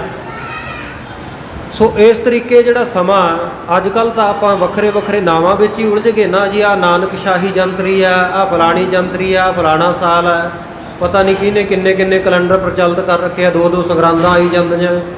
ਬੜਾ ਰੌਲਾ ਰੱਪਾ ਪਿੱਛੇ ਜੇ ਪਿਆ, ਹੁਣ ਥੋੜਾ ਠੀਕ ਹੋਇਆ, ਪਰ ਆਪਣੀ ਗੱਲ ਦੇ ਉੱਤੇ ਹਾਲੇ ਵੀ ਬੰਦੇ ਉਹ ਵਜਿੱਦ ਹੈ, ਮੰਨਣ ਨੂੰ ਤਿਆਰ ਨਹੀਂ। ਸੋ ਇਸ ਤਰੀਕੇ ਦੇ ਨਾਲ ਸਮਾਂ ਜਿਹੜਾ ਉਹ ਸਾਰਿਆਂ ਵਾਸਤੇ ਇੱਕੋ ਜਿਹਾ ਹੀ ਹੁੰਦਾ। ਸਮੇਂ ਨੂੰ ਕੋਈ ਸਿੱਖਾਂ ਦੇ ਨਾਲ, ਹਿੰਦੂਆਂ ਦੇ ਨਾਲ ਬੰਨ੍ਹਣ ਦੀ ਲੋੜ ਨਹੀਂ ਹੈ, ਕਿਉਂਕਿ ਸਮਾਂ ਜੋਤਿਸ਼ ਇਹ ਤਾਂ ਇੱਕ ਸਬਜੈਕਟ ਹੈ। ਤੇ ਸਬਜੈਕਟ ਨੂੰ ਕੀ ਆਪਾਂ ਕਹਿ ਸਕਦੇ ਹਾਂ, ਹਿੰਦੂਆਂ ਦਾ ਜਾਂ ਸਿੱਖਾਂ ਦਾ, ਮੁਸਲਮਾਨਾਂ ਦਾ? ਇਹ ਤਾਂ ਸਾਰਿਆਂ ਵਾਸਤੇ ਸਮਾਂ ਤਾਂ ਇੱਕੋ ਜਿਹਾ ਹੀ ਲੰਘਦਾ। ਜਿਵੇਂ ਮੈਥੇਮੈਟਿਕਸ ਇਹ ਸਾਧ ਸੰਗਤ ਜੀ ਇੱਕ ਸਬਜੈਕਟ ਆ, ਸਾਇੰਸ ਦਾ ਇੱਕ ਸਬਜੈਕਟ ਹੈ। ਕੀ ਗਿਣਾਂਗੇ ਉਹਨੂੰ, ਹਿੰਦੂਆਂ ਦਾ, ਇਹ ਸਿੱਖਾਂ ਦਾ? ਨਹੀਂ ਭਾਈ, ਸਮਾਂ ਸਾਰਿਆਂ ਵਾਸਤੇ ਇੱਕੋ ਜਿਹਾ ਹੀ ਹੈ। ਇੱਥੇ ਜਿਹੜਾ ਕਵੀ ਜੀ ਨੇ ਲਿਖਿਆ ਹੈ ਕਿ ਦਿਵ ਸਹੰਸਰ ਬਰਖ ਪਰਮਾਨਾ, ਦਿਵ ਨਾਮ ਹੈ ਦੇਵਤਿਆਂ ਦਾ, ਸਹੰਸਰ ਨਾਮ ਹੈ ਹਜ਼ਾਰ ਦਾ। ਹਜ਼ਾਰਾਂ ਸਾਲਾਂ ਦਾ ਜਿਹੜਾ ਪ੍ਰਮਾਣਿਕ ਵਿਸ਼ੇਸ਼ ਕਰਕੇ ਮੰਨਿਆ ਗਿਆ ਸਾਲ ਦੇਵਤਿਆਂ ਦਾ, ਉਹ ਦੇਵਤਿਆਂ ਦਾ ਸਾਲ ਕਿੰਨਾ ਵੱਡਾ ਹੁੰਦਾ? ਸੁਣੋ, ਭਾਈ ਵੀਰ ਸਿੰਘ ਜੀ ਨੇ ਇਹ ਦੇਵਤਿਆਂ ਦੇ ਸਾਲ ਦੀ ਬਾਬਤ ਵਿਸ਼ੇਸ਼ ਤੌਰ ਦੇ ਉੱਤੇ ਫੁੱਟਨੋਟ ਲਿਖਿਆ ਸ਼੍ਰੀ ਗੁਰਪ੍ਰਤਾਪ ਸੂਰਜ ਗ੍ਰੰਥ ਦੇ ਵਿੱਚ। ਪਹਿਲਾਂ ਤਾਂ ਚਾਰੇ ਯੁੱਗਾਂ ਦੀ ਉਮਰ ਦੀ ਗਿਣਤੀ ਕੀਤੀ ਹੈ। 17 ਲੱਖ ਤੇ 28 ਹਜ਼ਾਰ ਵਰ੍ਹੇ ਦਾ ਪਹਿਲਾ ਯੁੱਗ ਹੈ, ਜਿਹਨੂੰ ਸਤਯੁਗ ਕਿਹਾ ਜਾਂਦਾ। ਇਸੇ ਪ੍ਰਕਾਰ 12 ਲੱਖ 96 ਹਜ਼ਾਰ ਵਰ੍ਹੇ ਦਾ ਤ੍ਰੇਤਾ ਮੰਨਿਆ ਗਿਆ। 8 ਲੱਖ ਤੇ 64 ਹਜ਼ਾਰ ਦਾ ਦੁਆਪਰ ਯੁੱਗ ਮੰਨਿਆ ਗਿਆ। ਚੌਥਾ ਜਿਹੜਾ ਕਲਯੁਗ ਹੁਣ ਸਮਾਂ ਚੱਲ ਰਿਹਾ ਹੈ, ਇਹਨੂੰ 4 ਲੱਖ ਅਤੇ 32 ਹਜ਼ਾਰ ਦਾ ਮੰਨਿਆ ਗਿਆ। ਇਹਨਾਂ ਚਾਰੇ ਯੁੱਗਾਂ ਦੇ ਵਰ੍ਹਿਆਂ ਦਾ ਜੋੜ ਕਰ ਲਈਏ ਤੇ 43 ਲੱਖ 20 ਹਜ਼ਾਰ ਵਰ੍ਹੇ ਬਣਦੇ, ਜਿਹਨੂੰ ਇੱਕ ਚੌਂਕੜੀ ਕਿਹਾ ਜਾਂਦਾ। 4 ਯੁੱਗਾਂ ਦੀ ਇੱਕ ਚੌਂਕੜੀ। ਇਹ ਚੌਂਕੜੀ ਨੂੰ 1000 ਦੇ ਨਾਲ ਗੁਣਾ ਕਰੀਏ ਤੇ ਬ੍ਰਹਮਾ ਦਾ ਇੱਕ ਦਿਨ ਬਣਦਾ। ਇਸੇ ਤਰ੍ਹਾਂ ਜੇ 2 ਦੇ ਨਾਲ 43 ਲੱਖ ਤੇ 20 ਹਜ਼ਾਰ ਨੂੰ ਗੁਣਾ 1000 ਗੁਣਾ 2 ਕਰ ਲਈਏ, ਕਿਉਂਕਿ ਦਿਨ ਰਾਤ ਇੱਕੋ ਜਿਹੇ ਹੁੰਦੇ ਆ, ਫਿਰ ਬ੍ਰਹਮਾ ਦਾ ਸੰਪੂਰਨ ਇੱਕ ਦਿਨ ਰਾਤ ਬਣਦਾ, ਜਿਹਨੂੰ ਇੱਕ ਕਲਪ ਦਾ ਦਿਨ ਕਿਹਾ ਜਾਂਦਾ। ਕਲਪ, ਜਦੋਂ ਬ੍ਰਹਮਾ ਸ੍ਰਿਸ਼ਟੀ ਨੂੰ ਪੈਦਾ ਕਰਕੇ ਖਤਮ ਕਰ ਦਿੰਦਾ, ਉਹਨੂੰ ਇੱਕ ਕਲਪ ਕਿਹਾ ਜਾਂਦਾ। ਤੇ ਇਹੋ ਜਿਹੀਆਂ ਜਿਹੜੀਆਂ ਕਲਪਾਂ, ਇਹਨਾਂ ਨੂੰ 360 ਦੇ ਨਾਲ ਗੁਣਾ ਕਰਕੇ ਜੇ ਦੇਵਤਿਆਂ ਦਾ ਸਾਲ ਬਣਾਈਏ ਨਾ, ਤੇ ਸਾਧ ਸੰਗਤ ਜੀ 31 ਖਰਬ 10 ਅਰਬ ਤੇ 40 ਕਰੋੜ ਸਾਲ ਦਾ ਦੇਵਤਿਆਂ ਦਾ ਇੱਕ ਵਰ੍ਹਾ ਬਣਦਾ। 31 ਖਰਬ 10 ਅਰਬ 40 ਕਰੋੜ ਇੰਨੇ ਵਰ੍ਹੇ ਲੰਘ ਜਾਣ, ਆ ਜਿਹੜੇ ਵਰ੍ਹੇ, ਜਿਹੜਾ ਸਾਲ ਆਪਾਂ ਮੰਨਦੇ ਆ, ਫੇਰ ਦੇਵਤਿਆਂ ਦਾ ਇੱਕ ਸਾਲ ਬਣਦਾ। ਤੇ ਇੱਥੇ ਭਾਈ ਸੰਤੋਖ ਸਿੰਘ ਜੀ ਲਿਖ ਰਹੇ ਆ ਕਿ ਇੰਨੇ ਹਜ਼ਾਰਾਂ ਵਰ੍ਹਿਆਂ ਦਾ ਜਿਹੜਾ ਦੇਵਤਿਆਂ ਦਾ ਇੱਕ ਸਾਲ ਮੰਨਿਆ ਹੈ। ਜਿਹੜੇ ਨਿੰਦਕ ਲੋਕ ਆ ਨਾ, ਸਤਿਗੁਰੂ ਨਾਨਕ ਦੇਵ ਮਹਾਰਾਜ ਦੀ ਨਿੰਦਿਆ ਕਰਨ ਵਾਲੇ, ਉਹ ਇੰਨਾ ਲੰਮਾ ਸਮਾਂ ਕਹਿੰਦੇ ਦੁੱਖਾਂ ਦੀਆਂ ਖਾਨਾਂ ਵਿੱਚ ਡਿੱਗੇ ਰਹਿੰਦੇ ਆ, ਬਹੁਤ ਦੁੱਖ ਪਾਉਂਦੇ ਹਨ। ਤ੍ਰਿਗਤ ਜੋਨਾਂ ਦੇ ਵਿੱਚ ਬਾਰ-ਬਾਰ ਆਉਂਦੇ ਜਾਂਦੇ ਆ। ਤ੍ਰਿਗਤ ਜੋਨ ਕਹਿੰਦੇ ਆ ਜਿਸ ਜੂਨੀ ਦੇ ਵਿੱਚ ਢਿੱਡ ਘਸਾ ਘਸਾ ਕੇ ਜੀਵ ਤੁਰਦੇ ਆ, ਜਿਵੇਂ ਸੱਪ ਆਦਿਕ ਹੈ, ਗੰਡੋਏ ਆਦਿਕ ਹੈ, ਕਿਰਲੀਆਂ ਵਗੈਰਾ, ਢਿੱਡ ਘਸਾ ਘਸਾ ਕੇ ਜਿਹੜੇ ਜੀਵ ਤੁਰਦੇ ਆ ਨਾ, ਉਹਨੂੰ ਤ੍ਰਿਕਤ ਜੋਨੀ ਕਿਹਾ ਜਾਂਦਾ, ਟੇਢੀ ਜੋਨ। ਨਿੰਦਕ ਲੋਕ 31 ਖਰਬ 10 ਅਰਬ ਤੇ 40 ਕਰੋੜ ਸਾਲ ਇਹ ਤ੍ਰਿਕਤ ਜੋਨੀਆਂ ਵਿੱਚ, ਟੇਢੀਆਂ ਜੂਨਾਂ ਵਿੱਚ ਪਏ ਰਹਿੰਦੇ ਹਨ। ਇਹੋ ਜਿਹੀਆਂ ਜੂਨਾਂ ਧਾਰ ਧਾਰ ਕੇ ਬਹੁਤ ਦੁੱਖ ਪਾਉਂਦੇ ਹਨ। ਸ੍ਰੀ ਨਾਨਕ ਉਪਮਾ ਬਲੀ। ਸਤਿਗੁਰੂ ਨਾਨਕ ਦੇਵ ਮਹਾਰਾਜ ਸੱਚੇ ਪਾਤਸ਼ਾਹ ਜੀ ਦੀ ਮਹਿਮਾ ਬਹੁਤ ਵੱਡੀ ਹੈ। ਕਵੀ ਜੀ ਕਹਿੰਦੇ ਮੇਰੇ ਕੋਲੋਂ ਸੰਪੂਰਨ ਕਥਨ ਨਹੀਂ ਕੀਤੀ ਜਾਂਦੀ। ਕਹਿੰਦੇ ਮੈਂ ਤਾਂ ਉਹ ਕੀੜੀ ਵਰਗਾ ਗਾ, ਜਿਹੜੀ ਕੀੜੀ ਜਿਸ ਤੋਂ ਕੋਲੋਂ ਜਿਹੜਾ ਪਹਾੜ ਨਹੀਂ ਚੱਕਿਆ ਜਾ ਸਕਦਾ ਕਦੇ ਵੀ। ਅਨੇਕਾਂ ਉਪਾਅ ਕਰ ਲਏ ਕਿ ਕੀੜੀ ਕਦੇ ਪਹਾੜ ਚੁੱਕ ਸਕਦੀ ਹੈ। ਹਜ਼ਾਰਾਂ ਕੀੜੀਆਂ, ਲੱਖਾਂ ਕੀੜੀਆਂ ਆਪਣੇ ਵਰਗੀਆਂ ਇਕੱਠੀਆਂ ਕਰ ਲਏ, ਕਰੋੜਾਂ ਕਰ ਲਏ, ਅਰਬਾਂ ਖਰਬਾਂ ਇਕੱਠੀਆਂ ਕਰ ਲਏ ਕਿ ਕੀੜੀ ਪਹਾੜ ਚੱਕ ਸਕਦੀ ਹੈ। ਜਿੰਨੇ ਮਰਜ਼ੀ ਉਪਾਅ ਕਰ ਲਏ, ਕੀੜੀ ਪਹਾੜ ਨਹੀਂ ਚੁੱਕ ਸਕਦੀ। ਇਸੇ ਤਰ੍ਹਾਂ ਸਤਿਗੁਰੂ ਸਾਹਿਬ ਜੀ ਦੀ ਮਹਿਮਾ ਵੱਡੇ ਪਹਾੜ ਦੇ ਵਾਂਗ ਹੈ, ਮੇਰੇ ਤੋਂ ਕਥਨ ਨਹੀਂ ਕੀਤੀ ਜਾ ਸਕਦੀ ਸਮਗਰ ਰੂਪ ਵਿੱਚ।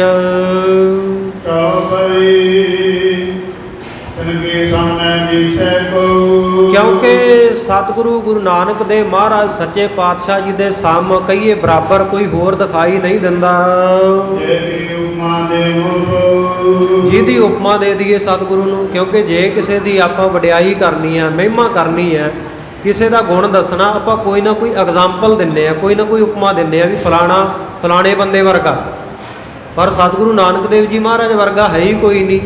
ਜਿਸ ਕਰਕੇ ਕਵੀ ਜੀ ਕਹਿੰਦੇ ਉਹਨਾਂ ਦੀ ਉਪਮਾ ਕਿਹਦੇ ਨਾਲ ਦਈਏ।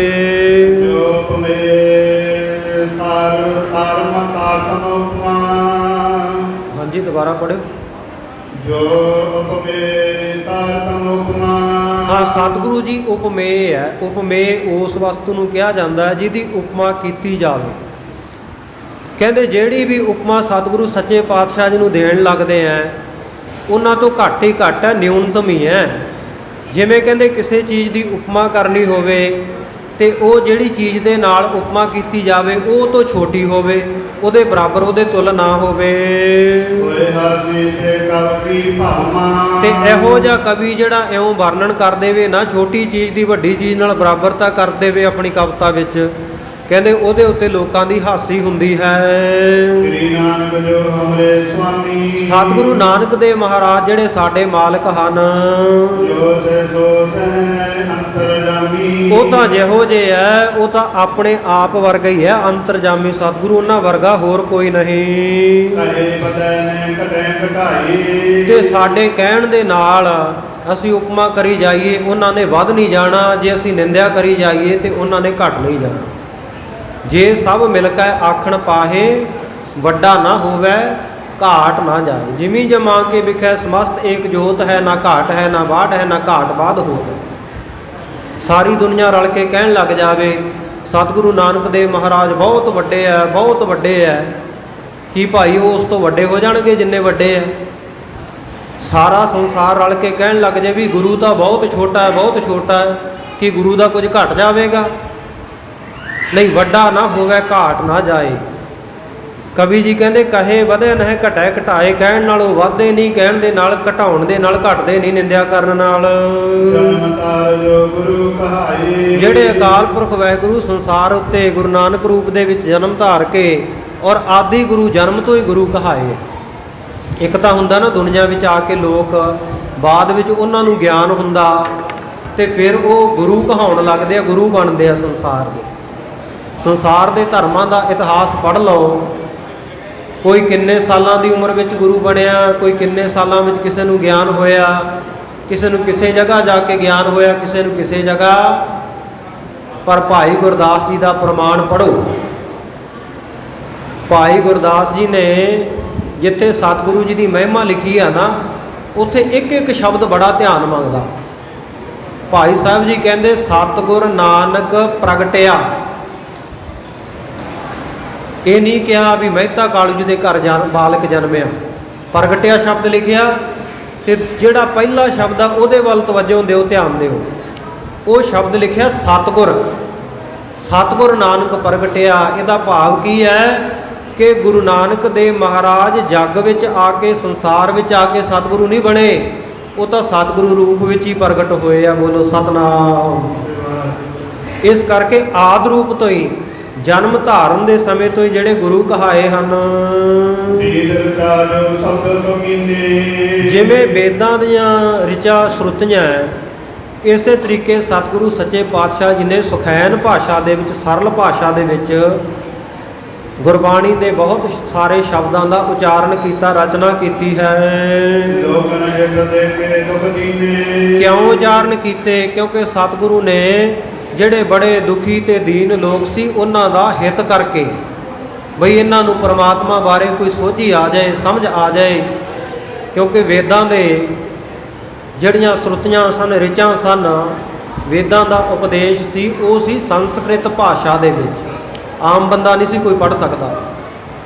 ਵੱਡੇ ਵੱਡੇ ਵਿਦਵਾਨ ਕਾਸ਼ੀ ਬਨਾਰਸ ਦੇ ਵਿੱਚ ਜਿਹੜੇ ਪੜ੍ਹੇ ਹੁੰਦੇ, ਉਹੀ ਪੜ੍ਹ ਸਕਦੇ ਸੀ। ਸਤਿਗੁਰੂ ਜੀ ਨੇ ਤਰਸ ਕੀਤਾ ਦੁਨੀਆ ਦੇ ਲੋਕਾਂ ਦੇ ਉੱਤੇ, ਬਈ ਜਿਹੜੇ ਪੜ੍ਹੇ ਲਿਖੇ ਵਿਦਵਾਨ ਉਹ ਤਾਂ ਪੜ੍ਹ ਲੈਂਦੇ ਆ, ਜਿਹੜਾ ਗਿਆਨ ਦਾ ਉਪਦੇਸ਼ ਹੈ, ਆਮ ਲੋਕਾਂ ਨੂੰ ਗਿਆਨ ਕਿਵੇਂ ਹੋਵੇ। ਆ ਦੇਖੋ ਕਿੰਨਾ ਵੱਡਾ ਸਾਡੇ ਤੇ ਪਰਉਪਕਾਰ ਸਤਿਗੁਰੂ ਨਾਨਕ ਦੇਵ ਮਹਾਰਾਜ ਨੇ ਕੀਤਾ। ਜੇ ਗੁਰਬਾਣੀ ਨਾ ਉਚਾਰਨ ਕਰਦੇ ਤੇ ਗੁਰਮੁਖੋ ਸਾਨੂੰ ਕਿਵੇਂ ਪਤਾ ਲੱਗਦਾ ਧਰਮ ਕੀ ਆ, ਕਿਵੇਂ ਪਰਮਾਤਮਾ ਦੀ ਸੋਝੀ, ਪਰਮਾਤਮਾ ਦਾ ਗਿਆਨ ਹੁੰਦਾ। ਸਤਿਗੁਰੂ ਨੇ ਤਰਸ ਕਰਕੇ ਇਹ ਉਚਾਰਨ ਕੀਤਾ। ਸਤਿਗੁਰੂ ਅਮਰਦਾਸ ਸਾਹਿਬ ਮਹਾਰਾਜ ਸੱਚੇ ਪਾਤਸ਼ਾਹ ਜੀ ਨੂੰ ਵੀ ਇਹ ਸਵਾਲ ਪੰਡਤਾਂ ਨੇ ਕੀਤਾ ਸੀ। ਕਹਿੰਦੇ ਜੀ, ਜਿਹੜੀ ਬਾਣੀ ਤੁਸੀਂ ਤੁਹਾਡੇ ਵੱਡੇ ਸਤਿਗੁਰੂ ਸਾਹਿਬ ਨੇ ਉਚਾਰਨ ਕੀਤੀ ਆ, ਇਹ ਕਿਉਂ ਉਚਾਰੀ ਹੈ? ਸਾਨੂੰ ਇਹਦਾ ਕਾਰਨ ਦੱਸੋ। ਸਵਾਲ ਬੜਾ ਉਹਨਾਂ ਨੇ ਸਾਧ ਸੰਗਤ ਜੀ ਟੇਢੇ ਤਰੀਕੇ ਨਾਲ ਕੀਤਾ, ਬੜਾ ਉਲਝਣ ਵਾਲਾ ਸਵਾਲ ਸੀ। ਕਹਿੰਦੇ ਜੀ, ਸਾਨੂੰ ਇਹ ਦੱਸੋ ਵੀ ਜਿਹੜੀ ਗੁਰਬਾਣੀ ਹੈ, ਕੀ ਇਹ ਵੇਦਾਂ ਦੇ ਅਨੁਸਾਰ ਹੈ ਜਾਂ ਵੇਦਾਂ ਦੇ ਵਿਰੁੱਧ ਹੈ? ਤਰਕ ਵਾਲਾ ਸਵਾਲ ਸੀ। ਸੋਚਿਆ ਉਹਨਾਂ ਨੇ ਮਨ ਦੇ ਵਿੱਚ ਵੀ ਜੇ ਤਾਂ ਕਹਿਣਗੇ ਵੇਦਾਂ ਦੇ ਅਨੁਸਾਰ ਆ, ਤਾਂ ਅਸੀਂ ਕਹਾਂਗੇ ਜਦੋਂ ਬਾਣੀ ਵੇਦਾਂ ਵਿੱਚ ਹੈਗੀ ਸੀ, ਫਿਰ ਹੋਰ ਉਚਾਰਨ ਦੀ ਕੀ ਲੋੜ ਪਈ। ਤੇ ਜੇਕਰ ਕਹਿਣਗੇ ਕਿ ਵੇਦਾਂ ਦੇ ਵਿਰੁੱਧ ਹੈ, ਤੇ ਫਿਰ ਕਹਿੰਦੇ ਇਹਨਾਂ ਦਾ ਵਿਰੋਧ ਹੋਇਆ ਹੀ ਲੈ, ਵੀ ਵੇਦਾਂ ਦਾ ਵਿਰੋਧ ਕਰਦੇ ਆ, ਵੇਦਾਂ ਤੋਂ ਉਲਟ ਗੱਲਾਂ ਲਿਖਦੇ ਆ। ਤੋ ਸਤਿਗੁਰੂ ਸਾਹਿਬ ਜੀ ਨੇ ਉੱਥੇ ਬੜਾ ਸਾਰਥਕ ਢੁਕਵਾਂ ਜਵਾਬ ਦਿੱਤਾ। ਸਤਿਗੁਰੂ ਸਾਹਿਬ ਨੇ ਬਚਨ ਕੀਤਾ, ਕਹਿੰਦੇ ਭਾਈ ਜਿਹੜੀ ਗੁਰੂ ਕੀ ਬਾਣੀ ਆ ਨਾ, ਇਹ ਨਾ ਤਾਂ ਵੇਦਾਂ ਦੇ ਅਨੁਸਾਰ ਹੈ ਤੇ ਨਾ ਵੇਦਾਂ ਦੇ ਵਿਰੁੱਧ ਹੈ। ਉਹ ਕਹਿੰਦੇ ਫਿਰ ਹੋਰ ਕੀ ਆ? ਕਹਿੰਦੇ ਇਹ ਸੁਤੰਤਰ ਹੈ। ਅਕਾਲ ਪੁਰਖ ਵਾਹਿਗੁਰੂ ਦੇ ਵੱਲੋਂ ਸਿੱਧਾ ਗਿਆਨ ਜਿਹੜਾ ਆਇਆ ਨਾ, ਉਹ ਇਸ ਧਰਤੀ ਦੇ ਉੱਤੇ ਸਤਿਗੁਰੂ ਸਾਹਿਬਾਨ ਦੇ ਸੰਤ ਭਗਤਾਂ, ਗੁਰਸਿੱਖਾਂ, ਮਹਾਂਪੁਰਖਾਂ ਦੇ ਮੁਖਾਰਬਿੰਦ ਰਾਹੀਂ ਪ੍ਰਗਟ ਹੋਇਆ। ਜਿਹੜੀ ਗੁਰਬਾਣੀ ਹੈ, ਗੁਰਬਾਣੀ ਨਾ ਵੇਦਾਂ ਅਨੁਸਾਰ ਹੈ, ਨਾ ਵੇਦਾਂ ਦੇ ਵਿਰੁੱਧ ਹੈ, ਬਲਕਿ ਸੁਤੰਤਰ ਹੈ, ਆਪਣੀ ਹੋਂਦ ਹੈ ਗੁਰਬਾਣੀ ਦੀ। ਸਤਿਗੁਰੂ ਸਾਹਿਬ ਜੀ ਦੇ ਬਚਨ ਮਿਲਦੇ ਆ, ਗ੍ਰੰਥੀ ਸਿੰਘ ਸਾਹਿਬਾਨ ਸੁਣ ਰਹੇ ਆ, ਵਿਦਵਾਨ ਜਨ ਸਾਰੇ ਧਿਆਨ ਦੇਣਗੇ। ਸਤਿਗੁਰੂ ਪਾਤਸ਼ਾਹ ਕਹਿੰਦੇ, ਜੈਸੇ ਧਰਤੀ ਉੱਪਰ ਮੇਘਲਾ ਬਰਸਤ ਹੈ, ਕਿਆ ਧਰਤੀ ਮੱਧੇ ਪਾਣੀ ਨਹੀਂ?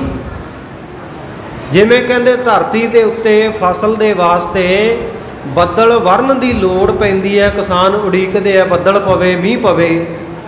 ਕਹਿੰਦੇ ਕਿ ਧਰਤੀ ਵਿੱਚ ਪਾਣੀ ਨਹੀਂ ਹੈਗਾ? ਧਰਤੀ ਦੇ ਪਾਣੀ ਨਾਲ ਵੀ ਖੇਤੀ ਤਾਂ ਹੋ ਸਕਦੀ ਆ, ਪਰ ਕਿਸੇ ਸਿਆਣੇ ਕਿਸਾਨ ਨੂੰ ਪੁੱਛ ਲਓ, ਉਹ ਕਹੇਗਾ ਧਰਤੀ ਦਾ ਪਾਣੀ ਭਾਵੇਂ ਜਿੰਨਾ ਮਰਜ਼ੀ ਕੱਢ ਕੇ ਲਾ ਦਈਏ, ਜਿਹੜੀ ਵਰਖਾ ਦੇ ਨਾਲ ਫਸਲ ਦੀ ਗੱਲ ਬਣਦੀ ਹੈ, ਟਹਿਕਦੀ ਹੈ, ਮਹਿਕਦੀ ਹੈ, ਲਹਿ ਲਹਾਉਂਦੀ ਹੈ, ਉਹ ਧਰਤੀ ਵਾਲੇ ਪਾਣੀ ਦੇ ਨਾਲ ਨਹੀਂ ਗੱਲ ਬਣ ਸਕਦੀ। ਐਨ ਸਾਫ਼ ਕਰਕੇ ਰੱਖ ਦਿੰਦੀ ਹੈ ਸਾਰੇ ਵਾਤਾਵਰਨ ਨੂੰ ਵਰਖਾ। ਇਸੇ ਤਰ੍ਹਾਂ ਸਤਿਗੁਰੂ ਪਾਤਸ਼ਾਹ ਜੀ ਕਹਿੰਦੇ, ਭਾਈ ਹਰੇਕ ਇਹ ਜਿਹੜੀ ਵੇਦ ਬਾਣੀ ਹੈ ਨਾ, ਇਹ ਧਰਤੀ ਵਾਲੇ ਪਾਣੀ ਦੀ ਤਰ੍ਹਾਂ ਹੈ। ਤੇ ਹਰੇਕ ਬੰਦਾ ਤਾਂ ਆਪਣੇ ਖੇਤ ਵਿੱਚ ਖੂਹ ਨਹੀਂ ਲਾ ਸਕਦਾ, ਟਿਊਬਵੈਲ ਨਹੀਂ ਲਾ ਸਕਦਾ, ਮੋਟਰ ਨਹੀਂ ਲਾ ਸਕਦਾ, ਫਿਰ ਬਾਕੀ ਤਾਂ ਵਾਂਝੇ ਰਹਿ ਜਾਣਗੇ। ਕੁਝ ਕੁ ਲੋਕ ਲਾ ਲੈਣਗੇ, ਵਰਤ ਲੈਣਗੇ।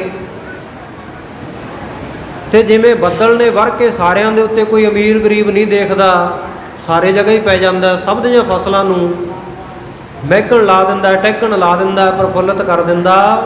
ਇਸੇ ਤਰ੍ਹਾਂ ਗੁਰੂ ਕੀ ਬਾਣੀ ਬੱਦਲ ਰੂਪ ਹੋ ਕੇ ਸੰਸਾਰ ਵਿੱਚ ਪ੍ਰਗਟ ਹੋਈ ਹੈ। ਜਿਵੇਂ ਬੱਦਲ ਸਾਰਿਆਂ ਨੂੰ ਸੁਖੀ ਕਰਦਾ, ਇਸ ਤਰ੍ਹਾਂ ਗੁਰੂ ਕੀ ਬਾਣੀ ਦਾ ਉਪਦੇਸ਼ ਖੱਤਰੀ ਬ੍ਰਾਹਮਣ ਸੂਦ ਵੈਸ ਉਪਦੇਸ਼ ਚਹੁ ਵਰਨਾ ਕੋ ਸਾਂਝਾ। ਕੋਈ ਪੜ੍ਹੇ ਕੋਈ ਗਾਵੇ ਕੋ ਸੁਣੈ ਹਰ ਨਾਮਾ ਚਿਤ ਲਾਏ। ਕੋਈ ਵੀ ਸ਼ਰਧਾ ਭਾਵਨਾ ਦੇ ਨਾਲ ਆ ਕੇ ਪੜ੍ਹ ਲਏ। ਤੇ ਇੱਕ ਗੱਲ ਦਾ ਧਿਆਨ ਰੱਖਿਓ ਖਾਲਸਾ ਜੀ, ਇਹ ਗੁਰੂ ਕੀ ਬਾਣੀ ਧੰਨ ਗੁਰੂ ਗ੍ਰੰਥ ਸਾਹਿਬ ਮਹਾਰਾਜ ਜਾਂ ਗੁਰੂ ਨਾਨਕ ਦੇਵ ਜੀ ਦਸੇ ਪਾਤਸ਼ਾਹੀਆਂ ਲਿਖਣ ਨੂੰ ਆਪਾਂ ਲਿਖ ਦਿੰਦੇ ਆ ਵੀ ਸਿੱਖਾਂ ਦੇ ਗੁਰੂ ਆ, ਸਿੱਖਾਂ ਦੇ ਗੁਰੂ ਨਹੀਂ। ਸਤਿਗੁਰੂ ਨਾਨਕ ਦੇਵ ਮਹਾਰਾਜ ਔਰ ਦਸੇ ਪਾਤਸ਼ਾਹੀਆਂ ਦਸਾਂ ਪਾਤਸ਼ਾਹੀਆਂ ਦੀ ਜੋਤ ਸ੍ਰੀ ਗੁਰੂ ਗ੍ਰੰਥ ਸਾਹਿਬ ਮਹਾਰਾਜ ਉਹ ਜਗਤ ਦੇ ਗੁਰੂ ਆ, ਯੂਨੀਵਰਸਲ ਸਾਰੇ ਖੰਡਾਂ ਬ੍ਰਹਮੰਡਾਂ ਦੇ ਗੁਰੂ ਆ। ਉਹਨਾਂ ਨੂੰ ਤੰਗ ਦਾਇਰੇ ਵਿੱਚ ਨਾ ਲੈ ਕੇ ਆਈਏ ਆਪਾਂ। ਕੋਈ ਵੀ ਬਾਣੀ ਪੜ੍ਹ ਲਏ ਆ ਕੇ, ਕਿਸੇ ਨੂੰ ਕੋਈ ਮਨਾਹੀ ਨਹੀਂ। ਕੋਈ ਅੰਮ੍ਰਿਤ ਛਕ ਲਏ, ਕਿਸੇ ਨੂੰ ਕੋਈ ਮਨਾਹੀ ਨਹੀਂ। ਕੋਈ ਸੇਵਾ ਕਰ ਲਏ, ਕਿਸੇ ਨੂੰ ਕੋਈ ਮਨਾਹੀ ਨਹੀਂ।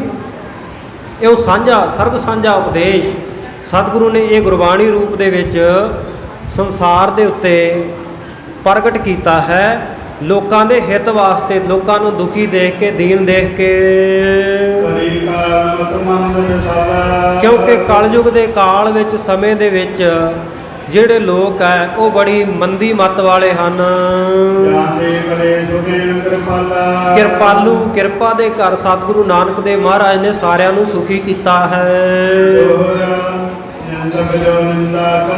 ਜਿਹੜੇ ਨਿੰਦਕ ਸਤਿਗੁਰੂ ਸਾਹਿਬ ਜੀ ਦੀ ਨਿੰਦਿਆ ਕਰਦੇ ਹਨ,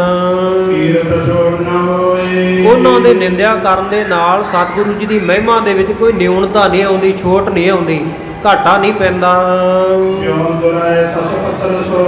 ਜਿਵੇਂ ਕਹਿੰਦੇ ਕੋਈ ਮਨੁੱਖ ਪੱਤਿਆਂ ਦੇ ਨਾਲ ਲੁਕਾਉਣਾ ਚਾਹੇ ਤੇ ਕਹਿੰਦੇ ਜਿਹੜਾ ਚੰਦਰਮਾ ਹੈ ਉਹਨੂੰ ਕੋਈ ਪੱਤਿਆਂ ਨਾਲ ਲੁਕਾਉਣਾ ਚਾਹੇ ਕਿ ਪੱਤਿਆਂ ਦਾ ਓਹਲਾ ਕਰ ਕਰਕੇ ਚੰਦਰਮਾ ਦੀਆਂ ਕਿਰਨਾਂ ਨੂੰ ਰੋਕ ਸਕਦਾ ਕੋਈ? ਚੰਦਰਮਾ ਨਹੀਂ ਢਕਿਆ ਜਾ ਸਕਦਾ।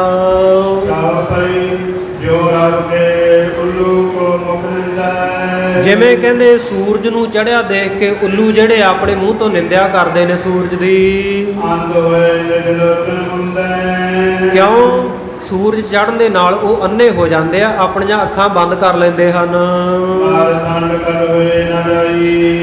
ਪਰ ਉਹਨਾਂ ਦੇ ਨਿੰਦਿਆ ਕਰਨ ਦੇ ਨਾਲ ਕੀ ਸੂਰਜ ਨੂੰ ਕੋਈ ਘਾਟਾ ਹੁੰਦਾ ਹੈ? ਉਹ ਤਾਂ ਸਾਰੇ ਲੋਕਾਂ ਵਿੱਚ ਜਾ ਕੇ ਪ੍ਰਕਾਸ਼ ਹੁੰਦਾ, ਸੁੱਖ ਦਿੰਦਾ ਹੈ। ਐਵੇਂ ਜਿਵੇਂ ਸਤਿਗੁਰੂ ਨਾਨਕ ਦੇਵ ਮਹਾਰਾਜ ਸੱਚੇ ਪਾਤਸ਼ਾਹ ਜੀ ਦੀ ਮਹਿਮਾ ਪਸਰੀ ਹੋਈ ਹੈ ਔਰ ਜਿੱਥੇ ਕਿਤੇ ਸਤਿਗੁਰੂ ਜੀ ਦੀ ਮਹਿਮਾ ਫੈਲੀ ਹੋਈ, ਪ੍ਰਕਾਸ਼ ਹੋਈ ਹੈ, ਨਿੰਦਕਾਂ ਦਾ ਨਾਸ਼ ਕਰ ਰਹੀ ਹੈ। ਤੇ ਚਾਰ ਪ੍ਰਕਾਰ ਦੇ ਜਿਹੜੇ ਆਸ਼ਰਮ ਹੈ, ਚਾਰੇ ਪ੍ਰਕਾਰ ਦੇ ਵਰਣ ਹੈ, ਖੱਤਰੀ ਬ੍ਰਾਹਮਣ ਸੂਦਰ ਵੈਸ਼, ਸੂਦਰ ਤੇ ਵੈਸ਼। ਇਹਨਾਂ ਵਿੱਚ ਵੀ ਇਸ ਸਤਿਗੁਰੂ ਦੀ ਮਹਿਮਾ ਦਾ ਵਿਸਥਾਰ ਹੋਇਆ, ਫੈਲੀ ਹੋਈ ਹੈ। ਤੇ ਚਾਰ ਪ੍ਰਕਾਰ ਦੇ ਆਸ਼ਰਮ ਹੈ, ਬ੍ਰਹਮਚਰਜ ਆਸ਼ਰਮ ਹੈ, ਗ੍ਰਸਤੀ ਆਸ਼ਰਮ ਹੈ, ਇਸੇ ਤਰ੍ਹਾਂ ਬਾਣਪ੍ਰਸਥੀ ਆਸ਼ਰਮ ਹੈ ਤੇ ਸੰਨਿਆਸੀ ਆਸ਼ਰਮ ਹੈ। ਪੁਰਾਤਨ ਸਮੇਂ ਵਿੱਚ ਚਾਰ ਭਾਗਾਂ ਵਿੱਚ 100 ਵਰ੍ਹਾ ਉਮਰ ਮੰਨ ਕੇ ਵੰਡ ਕੀਤੀ ਜਾਂਦੀ ਸੀ। 25 ਸਾਲਾਂ ਤੱਕ ਬੱਚੇ ਨੇ ਪੜ੍ਹਾਈ ਕਰਨੀ ਹੈ, ਬ੍ਰਹਮਚਾਰੀ ਰਹਿਣਾ ਹੈ। ਬ੍ਰਹਮਚਰਜ ਆਸ਼ਰਮ 25 ਤੋਂ 50 ਤੱਕ ਗ੍ਰਸਤ ਆਸ਼ਰਮ, ਵਿਆਹ ਕਰਾਉਣਾ, ਬੱਚੇ ਪੈਦਾ ਕਰਨੇ, ਪਰਿਵਾਰ ਦੀਆਂ ਜ਼ਿੰਮੇਵਾਰੀਆਂ ਨਿਭਾਉਣੀਆਂ। 50 ਤੋਂ 75 ਤੱਕ ਬਾਣਪ੍ਰਸਥੀ ਹੋ ਜਾਣਾ, ਜੰਗਲਾਂ ਵਿੱਚ ਚਲੇ ਜਾਣਾ, ਕਦੇ ਕਦੇ ਘਰ ਗੇੜਾ ਵੀ ਮਾਰਨਾ, ਪਰ ਘਰ ਦੀਆਂ ਜ਼ਿੰਮੇਵਾਰੀਆਂ ਵਿੱਚ ਦਖਲ ਅੰਦਾਜ਼ੀ ਨਹੀਂ ਕਰਨੀ, ਦੂਰੋਂ ਨਜ਼ਰਸਾਨੀ ਰੱਖਣੀ। ਤੇ 75 ਤੋਂ 100 ਦੇ ਵਿੱਚ ਪੂਰਾ ਸੰਨਿਆਸ ਧਾਰਨ ਕਰ ਲੈਣਾ, ਕੋਈ ਆਸਾ ਹੀ ਨਾ ਰੱਖਣੀ। ਸੁਨਿਆਸ, ਆਸ਼ਾ ਦਾ ਸੁੰਨ ਹੋ ਜਾਣਾ, ਸੰਨਿਆਸ ਹੈ। ਸੋ ਇਸ ਪ੍ਰਕਾਰ ਦੇ ਜਿਹੜੇ ਚਾਰ ਆਸ਼ਰਮ ਹਨ ਤੇ ਚਾਰੇ ਪ੍ਰਕਾਰ ਦੇ ਵਰਣ, ਉਹਨਾਂ ਸਾਰਿਆਂ ਵਿੱਚ ਸਤਿਗੁਰੂ ਦੀ ਮਹਿਮਾ ਫੈਲੀ ਹੋਈ ਹੈ। ਸਾਰੇ ਹੀ ਸਤਿਗੁਰੂ ਨਾਨਕ ਦੇਵ ਮਹਾਰਾਜ ਦੀ ਮਹਿਮਾ ਉਚਾਰਨ ਕਰਦੇ ਹਨ। ਸਾਰੇ ਜਿੰਨੇ ਮੁਸਲਮਾਨ ਹਨ ਤੇ ਮੁਸਲਮਾਨਾਂ ਦੇ ਸਤਿਕਾਰਯੋਗ ਪੀਰ ਫਕੀਰ ਹਨ, ਉਹ ਸਾਰੇ ਹੀ ਜਾਣਦੇ ਆ ਕਿ ਗੁਰੂ ਨਾਨਕ ਦੇਵ ਮਹਾਰਾਜ ਸੱਚੇ ਪਾਤਸ਼ਾਹ ਗੁਣਾਂ ਦੇ ਗਹੀਰ, ਗੁਣਾਂ ਦੇ ਸਾਗਰ ਹਨ। ਬਹੁਤ ਸ਼ਕਤੀਆਂ ਦੇ ਮਾਲਕ ਜਿਹੜੇ ਸਿੱਧ ਹੈ, ਨੌਨਾਥ ਹੈ, ਜਿੱਥੇ ਕਿੱਥੇ ਹਨ। ਸ੍ਰੀ ਗੁਰ ਕੀਰਤ ਪੂਰਨ ਸਮੈ ਸਾਰਿਆਂ ਦੇ ਹਿਰਦਿਆਂ ਵਿੱਚ ਸਤਿਗੁਰੂ ਨਾਨਕ ਦੇਵ ਮਹਾਰਾਜ ਸੱਚੇ ਪਾਤਸ਼ਾਹ ਜੀ ਦੀ ਮਹਿਮਾ ਪਰਿਪੂਰਨ ਹੈ। ਲੈ ਜੋ ਹੈ ਤਰਤ ਸੁਆਮੀ ਜਿੱਥੋਂ ਤੱਕ ਧਰਤੀ ਪਸਰੀ ਹੋਈ ਹੈ, ਸਰਦਾਨ ਕੀਰਤ ਰਮੀ ਸਾਰੀਆਂ ਜਗ੍ਹਾ ਦੇ ਉੱਤੇ ਸਤਿਗੁਰੂ ਨਾਨਕ ਦੇਵ ਮਹਾਰਾਜ ਸੱਚੇ ਪਾਤਸ਼ਾਹ ਜੀ ਦੀ ਸੁੰਦਰ ਮਹਿਮਾ ਫੈਲੀ ਹੋਈ ਹੈ। ਤੋਰੇ ਹੁਤੇ ਮਵਾਸ ਮੁਕਾਮਾ ਕਿਉਂਕਿ ਸਤਿਗੁਰੂ ਸੱਚੇ ਪਾਤਸ਼ਾਹ ਨੇ ਕਿਹੜੀ ਜਗ੍ਹਾ ਨਹੀਂ ਗਏ। ਨੌਖੰਡ ਪ੍ਰਿਥਵੀ ਸੱਚਾ ਢੋਆ ਗੁਰਮੁਖ ਕਾਲ ਵਿੱਚ ਪ੍ਰਗਟ ਹੋਆ। ਸਾਰੀ ਧਰਤੀ ਦਾ ਚੱਕਰ ਸਤਿਗੁਰੂ ਪਾਤਸ਼ਾਹ ਜੀ ਨੇ ਲਾਇਆ ਤੇ ਜਿੱਥੇ ਜਿੱਥੇ ਗਏ ਹੈ, ਜਿੱਥੇ ਜਿੱਥੇ ਵੀ ਮਵਾਸ ਮੁਕਾਮਾ, ਮਵਾਸ ਨਾਮ ਹੈ ਆਕੀਆਂ ਦਾ, ਜਿਹੜੇ ਮੰਨਣ ਨਾ ਕਿਸੇ ਗੱਲ ਨੂੰ ਆਕੀ ਹੋ ਜਾਣ, ਉਹਨਾਂ ਦੇ ਮੁਕਾਮ ਸੀ, ਟਿਕਾਣੇ ਸੀ। ਸਤਿਗੁਰੂ ਪਾਤਸ਼ਾਹ ਸਭ ਜਗ੍ਹਾ ਤੇ ਗਏ, ਮੁਸਲਮਾਨਾਂ ਦੇ ਵੀ ਟਿਕਾਣਿਆਂ ਤੇ ਗਏ, ਹਿੰਦੂਆਂ ਦੇ ਵੀ ਧਰਮ ਸਥਾਨਾਂ ਟਿਕਾਣਿਆਂ ਦੇ ਉੱਤੇ ਗਏ ਤੇ ਸਤਿਗੁਰੂ ਸੱਚੇ ਪਾਤਸ਼ਾਹ ਜੀ ਨੇ ਉਹਨਾਂ ਸਾਰਿਆਂ ਨੂੰ ਨਿਵਾ ਦਿੱਤਾ। ਸਭ ਕੋ ਗੜ੍ਹ ਤੋੜ ਦਿੱਤੇ, ਜਿੰਨੇ ਆਕੀ ਗੜ੍ਹ ਸੀ ਨਾ। ਸਤਿਗੁਰੂ ਨਾਨਕ ਦੇਵ ਮਹਾਰਾਜ ਸੱਚੇ ਪਾਤਸ਼ਾਹ ਬਗਦਾਦ ਗਏ, ਮੁਲਤਾਨ ਗਏ, ਮੱਕੇ ਮਦੀਨੇ ਗਏ, ਗੰਗਾ ਉੱਤੇ ਗਏ, ਸਿੱਧਾਂ ਜੋਗੀਆਂ ਦੇ ਨਾਲ ਵਿਚਾਰ ਗੋਸ਼ਟੀ ਕੀਤੀ। ਸਾਰਿਆਂ ਦੇ ਜਿਹੜੇ ਆਕੀ ਗੜ੍ਹ ਸੀ, ਰੱਬ ਨੂੰ ਮੰਨਣ ਤੋਂ ਇਨਕਾਰੀ ਹੋਏ ਬੈਠੇ ਲੋਕ ਸੀ ਜਿਹੜੇ, ਉਹਨਾਂ ਨੂੰ ਸਤਿਗੁਰੂ ਨਾਨਕ ਦੇਵ ਮਹਾਰਾਜ ਸੱਚੇ ਪਾਤਸ਼ਾਹ ਨੇ ਆਪਣੀ ਸ਼ਕਤੀ ਦੇ ਨਾਲ, ਆਪਣੀ ਵਿਦਵਤਾ ਕੁਸ਼ਲਤਾ ਦੇ ਸਹਿਤ ਤੋੜਿਆ। ਸੋ ਇਸ ਪ੍ਰਕਾਰ ਸਤਿਗੁਰੂ ਸੱਚੇ ਪਾਤਸ਼ਾਹ ਜੀ ਗੜ੍ਹ ਬਗਦਾਦ ਨਿਵਾਏ ਕੈ, ਮੱਕਾ ਮਦੀਨਾ ਆਣ ਨਿਵਾਇਆ। ਜਗ੍ਹਾ ਜਗ੍ਹਾ ਦੇ ਉੱਤੇ ਜਿੱਥੇ ਆਕੀ ਗੜ੍ਹ ਸਨ ਉਹਨਾਂ ਨੂੰ ਨਿਵਾ ਦਿੱਤਾ। ਸਾਰੇ ਜਗ੍ਹਾ ਦੇ ਉੱਤੇ ਸਤਿਗੁਰੂ ਸੱਚੇ ਪਾਤਸ਼ਾਹ ਜਾ ਕੇ ਬਿਰਾਜੇ, ਉੱਥੇ ਉਹਨਾਂ ਦੀ ਮਹਿਮਾ ਕੀਰਤੀ ਫੈਲ ਰਹੀ ਹੈ।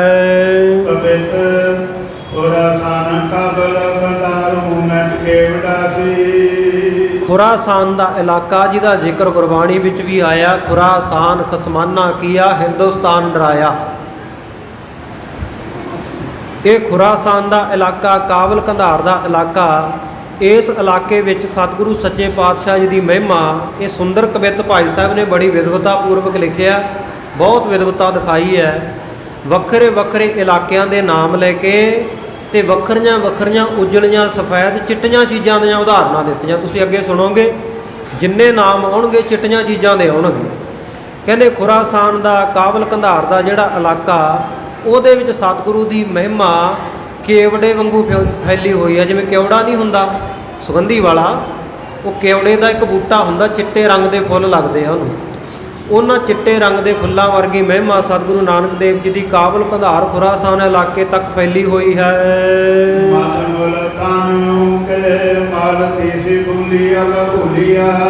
ਤੇ ਇਸ ਪ੍ਰਕਾਰ ਮੁਲਤਾਨ ਦੇ ਵਿੱਚ ਸਤਿਗੁਰੂ ਸੱਚੇ ਪਾਤਸ਼ਾਹ ਜੀ ਦੀ ਮਹਿਮਾ ਜਿਹੜੀ ਆ, ਉਹ ਮਾਲਤੀ ਦਾ ਫੁੱਲ ਜਿਹੜਾ ਚਿੱਟੇ ਰੰਗ ਦਾ ਹੁੰਦਾ ਉਹਦੇ ਵਾਂਗੂ ਫੈਲੀ ਹੋਈ ਆ। ਸਤਿਗੁਰੂ ਪਾਤਸ਼ਾਹ ਜੀ ਮੇਲਿਓਂ ਬਾਬਾ ਉੱਠਿਆ, ਮੁਲਤਾਨੇ ਦੀ ਜਾਰਤ ਜਾਈ। ਮੁਲਤਾਨ ਵਿਖੇ ਸਤਿਗੁਰੂ ਸੱਚੇ ਪਾਤਸ਼ਾਹ ਜਿਸ ਵੇਲੇ ਪਹੁੰਚੇ ਆ, ਅੱਗੋਂ ਮੁਲਤਾਨ ਦੇ ਪੀਰਾਂ ਨੇ ਜਦੋਂ ਸੁਣਿਆ ਵੀ ਸਤਿਗੁਰੂ ਨਾਨਕ ਦੇਵ ਮਹਾਰਾਜ ਆ ਰਹੇ ਆ, ਪਤਾ ਸੀ, ਮਹਿਮਾ ਜਾਣਦੇ ਸੀ ਵੀ ਬਹੁਤ ਵਿਦਵਾਨ ਹੈ, ਬੜੀ ਰੱਬੀ ਰੂਹ ਹੈ, ਬਈ ਜੇ ਇੱਥੇ ਆ ਗਏ ਸਾਡੇ ਮੁਲਤਾਨ ਸ਼ਹਿਰ ਦੇ ਵਿੱਚ, ਸਾਡੀ ਪੂਜਾ ਹੁਣ ਹਟ ਜਾਣੀ ਹੈ। ਸਾਰਿਆਂ ਨੇ ਆਪਸ ਵਿੱਚ ਵਿਚਾਰ ਵਟਾਂਦਰਾ ਕੀਤਾ। ਸਤਿਗੁਰੂ ਨਾਨਕ ਦੇਵ ਜੀ ਨਗਰ ਵਿੱਚ ਨਾ ਆਉਣ, ਉਹਨਾਂ ਨੂੰ ਰੋਕਣ ਦੇ ਲਈ ਨਗਰ ਤੋਂ ਬਾਹਰ ਚਲੇ ਗਏ। ਕੀ ਕੀਤਾ?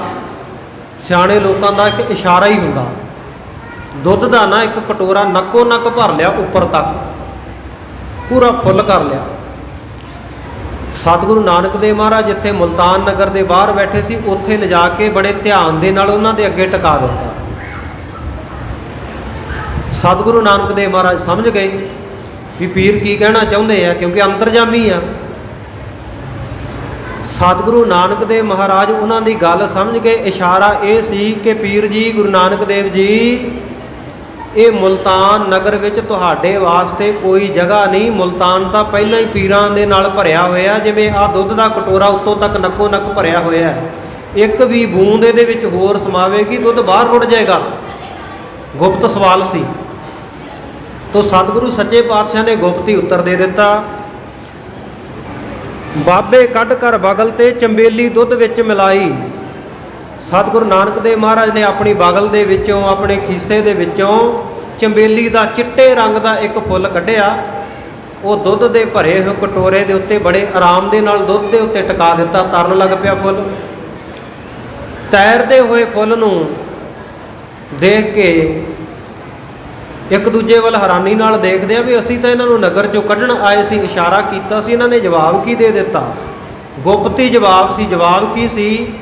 ਬਈ ਐ ਮੁਲਤਾਨ ਦੇ ਪੀਰੋ, ਜਿਵੇਂ ਦੁੱਧ ਦੇ ਨਾਲ ਨੱਕੋ ਨੱਕ ਭਰਿਆ ਕਟੋਰਾ ਤੇ ਉਹਦੇ ਉੱਤੇ ਫੁੱਲ ਤੈਰ ਰਿਹਾ ਨਾ, ਦੁੱਧ ਨੂੰ ਕੁਝ ਨਹੀਂ ਨੁਕਸਾਨ ਪਹੁੰਚਾ ਰਿਹਾ, ਇਸੇ ਤਰ੍ਹਾਂ ਮੁਲਤਾਨ ਕੀ ਗੱਲ ਹੋਈ ਜੇ ਪੀਰਾਂ ਫਕੀਰਾਂ ਨਾਲ ਭਰਿਆ ਹੋਇਆ?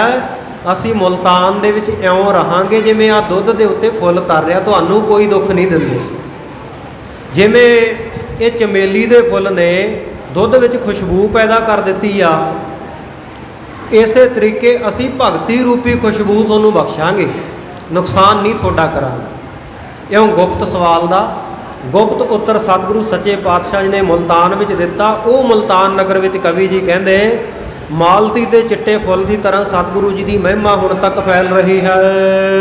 ਮੱਕੇ ਮਹਿਮਦਾਰ ਸੀ ਮਦੀਨੇ ਹੈ ਮਿਹੰਕ ਸਮ। ਤੇ ਮੱਕੇ ਦੇ ਵਿੱਚ ਜਿਵੇਂ ਕਲਪ ਵਿਰਸ਼ ਦੇ ਫੁੱਲਾਂ ਨੂੰ ਚਿੱਟਾ ਮੰਨਿਆ ਗਿਆ, ਕਹਿੰਦੇ ਕਲਪ ਵਿਰਸ਼ ਦੇ ਚਿੱਟੇ ਫੁੱਲਾਂ ਵਰਗੀ ਮਹਿਮਾ ਮੱਕੇ ਵਿੱਚ ਸਤਿਗੁਰੂ ਜੀ ਦੀ ਫੈਲ ਰਹੀ ਹੈ।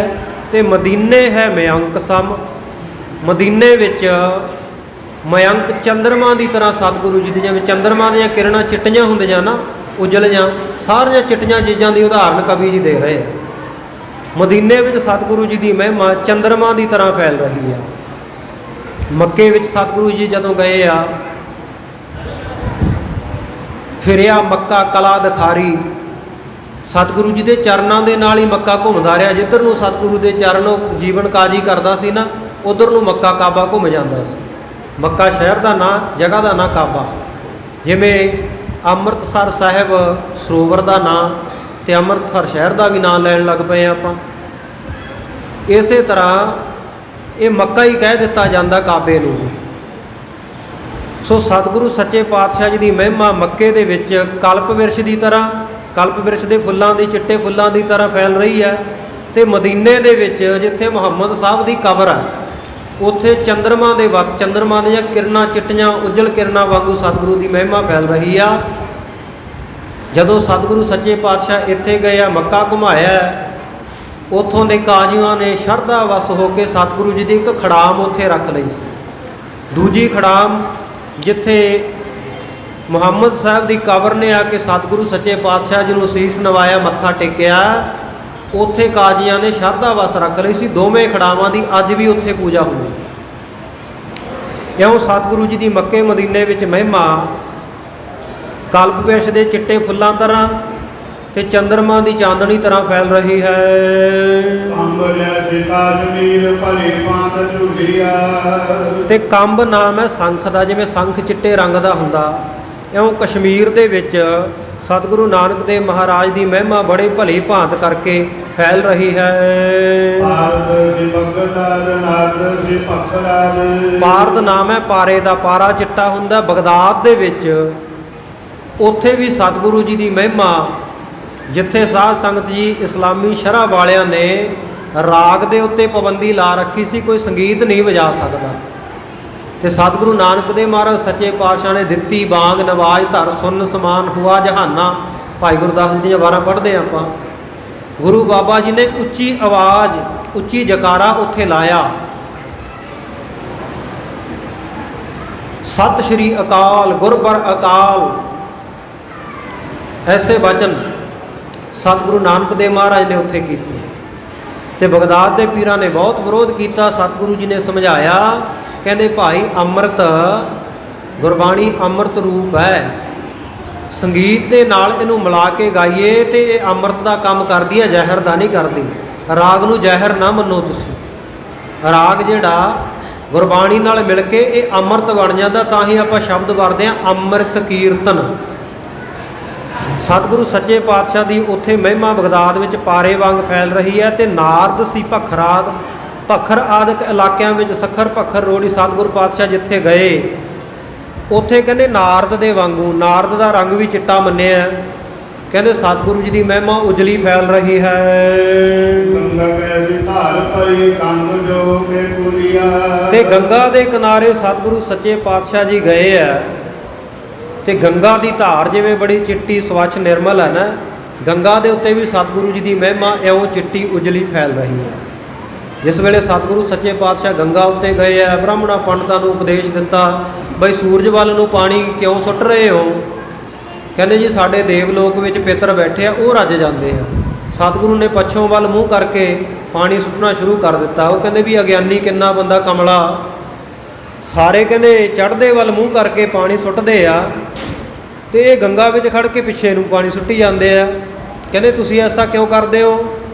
ਸਤਿਗੁਰੂ ਪਾਤਸ਼ਾਹ ਕਹਿੰਦੇ ਭਾਈ ਮੈਂ ਪਿੱਛੇ ਆਪਣੇ ਪਿੰਡ ਨਾ ਖੇਤੀ ਬੀਜ ਕੇ ਆਇਆ, ਤੇ ਮੈਨੂੰ ਫਿਕਰ ਹੈ ਵੀ ਕਿਤੇ ਮੇਰੇ ਖੇਤ ਸੁੱਕ ਨਾ ਜਾਣ ਸਿੰਚਾਈ ਦੇ ਪੱਖੋਂ, ਕਿਤੇ ਉਹਨਾਂ ਦੀ ਸਿੰਚਾਈ ਨਾ ਹੋਵੇ, ਪਾਣੀ ਨਾ ਲੱਗੇ, ਕਿਤੇ ਸੁੱਕ ਜਾਏ ਫਸਲ, ਕਿਉਂਕਿ ਮੈਨੂੰ ਜਾਂਦੇ ਨੂੰ ਦੇਰ ਲੱਗ ਜਾਣੀ ਹੈ। ਇਸ ਕਰਕੇ ਕਹਿੰਦੇ ਮੈਂ ਇੱਥੋਂ ਹੀ ਪਾਣੀ ਦੇ ਰਿਹਾ। ਕਹਿੰਦੇ ਵੀ ਦੇਖੋ ਕਿੰਨਾ ਮੂਰਖ ਬੰਦਾ, ਕਿੰਨੀ ਅਗਿਆਨਤਾ ਵਾਲੀ ਗੱਲ ਕਰ ਰਿਹਾ। ਕਹਿੰਦੇ ਤੁਹਾਡਾ ਪਾਣੀ ਤਾਂ ਗੰਗਾ ਦੇ ਵਿੱਚ ਹੀ ਡਿੱਗੀ ਜਾਂਦਾ, ਤੁਹਾਡੇ ਖੇਤਾਂ ਤੱਕ ਕਿਵੇਂ ਪਹੁੰਚ ਜੂ? ਦੇਖੋ ਤਰਕ ਸਤਿਗੁਰੂ ਨਾਨਕ ਦਾ। ਕਹਿੰਦੇ ਬ੍ਰਾਹਮਣੋ ਜਿਵੇਂ ਤੁਹਾਡਾ ਦਿੱਤਾ ਦੇਵਲੋਕ ਵਿੱਚ, ਸੂਰਜ ਲੋਕ ਵਿੱਚ ਤੁਹਾਡੇ ਪਿਤਰਾਂ ਤੱਕ ਪਹੁੰਚ ਰਿਹਾ। ਬੋਲੋ ਸਤਨਾਮ ਸ਼੍ਰੀ ਵਾਹਿਗੁਰੂ। ਸਮਝ ਆ ਗਈ ਗੱਲ ਵੀ ਜੇ ਇਹਨਾਂ ਦਾ ਪਾਣੀ ਇੱਥੇ ਡਿੱਗ ਰਿਹਾ ਤੇ ਸਾਡਾ ਵੀ ਇੱਥੇ ਡਿੱਗ ਰਿਹਾ, ਪਿਤਰਾਂ ਪੁੱਤਰਾਂ ਨੂੰ ਕੋਈ ਨਹੀਂ ਪਹੁੰਚਦਾ। ਸਤਿਗੁਰੂ ਜੀ ਦੇ ਚਰਨੀ ਪੈ ਗਏ ਸਨ। ਗੰਗਾ ਨੇ ਇਸਤਰੀ ਦਾ ਰੂਪ ਧਾਰਨ ਕਰਕੇ ਭੰਡਾਰਾ ਕੀਤਾ ਸਤਿਗੁਰੂ ਨਾਨਕ ਦੇਵ ਮਹਾਰਾਜ ਦੀ ਸੇਵਾ ਵਿੱਚ।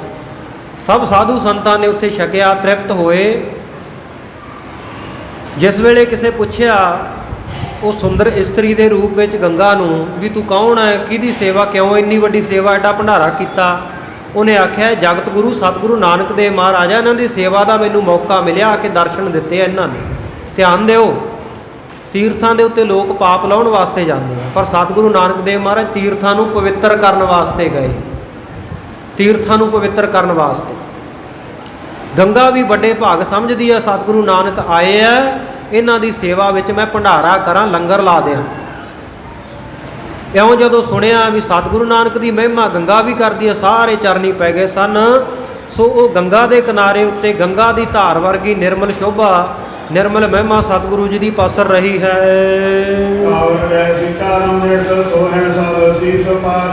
ਜਿਵੇਂ ਚੌਰ ਸਾਹਿਬ ਚਿੱਟੇ ਰੰਗ ਦਾ ਹੁੰਦਾ ਨਾ ਚੌਰ, ਕਹਿੰਦੇ ਇਸੇ ਤਰ੍ਹਾਂ ਚਾਰੇ ਦਿਸ਼ਾਵਾਂ ਦੇ ਵਿੱਚ ਸਤਿਗੁਰੂ ਸੱਚੇ ਪਾਤਸ਼ਾਹ ਦੀ ਸ਼ੋਭਾ ਚੌਰ ਵਾਂਗੂ ਕੀਰਤੀ ਸਤਿਗੁਰੂ ਜੀ ਦੀ ਫੈਲ ਰਹੀ ਹੈ। ਤੇ ਸੱਤ ਦੀਪ ਮੰਨੇ ਗਏ ਆ।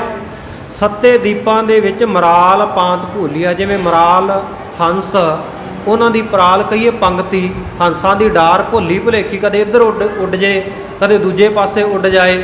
ਇਉਂ ਸਤਿਗੁਰੂ ਜੀ ਦੀ ਮਹਿਮਾ ਉਹਨਾਂ ਹੰਸਾਂ ਵਾਂਗੂ ਸੱਤੇ ਦੀਪਾਂ ਵਿੱਚ ਫੈਲ ਰਹੀ ਹੈ। ਇੱਕ ਤਾਂ ਕਮਲ ਹੁੰਦਾ ਲਾਲ ਰੰਗ ਦਾ, ਇੱਕ ਕਮਲ ਚਿੱਟੇ ਰੰਗ ਦਾ ਹੁੰਦਾ। ਅਮਲ ਕਮਲ ਜਿਹੜਾ ਪਵਿੱਤਰ ਚਿੱਟੇ ਰੰਗ ਦਾ ਕਮਲ ਹੈ, ਉਹਦੇ ਵਰਗੀ ਮਹਿਮਾ ਕਾਂਸ਼ੀ ਦੇ ਵਿੱਚ ਸਤਿਗੁਰੂ ਜੀ ਦੀ ਵਿਰਾਜਮਾਨ ਆ ਅੱਜ ਤੱਕ ਵੀ।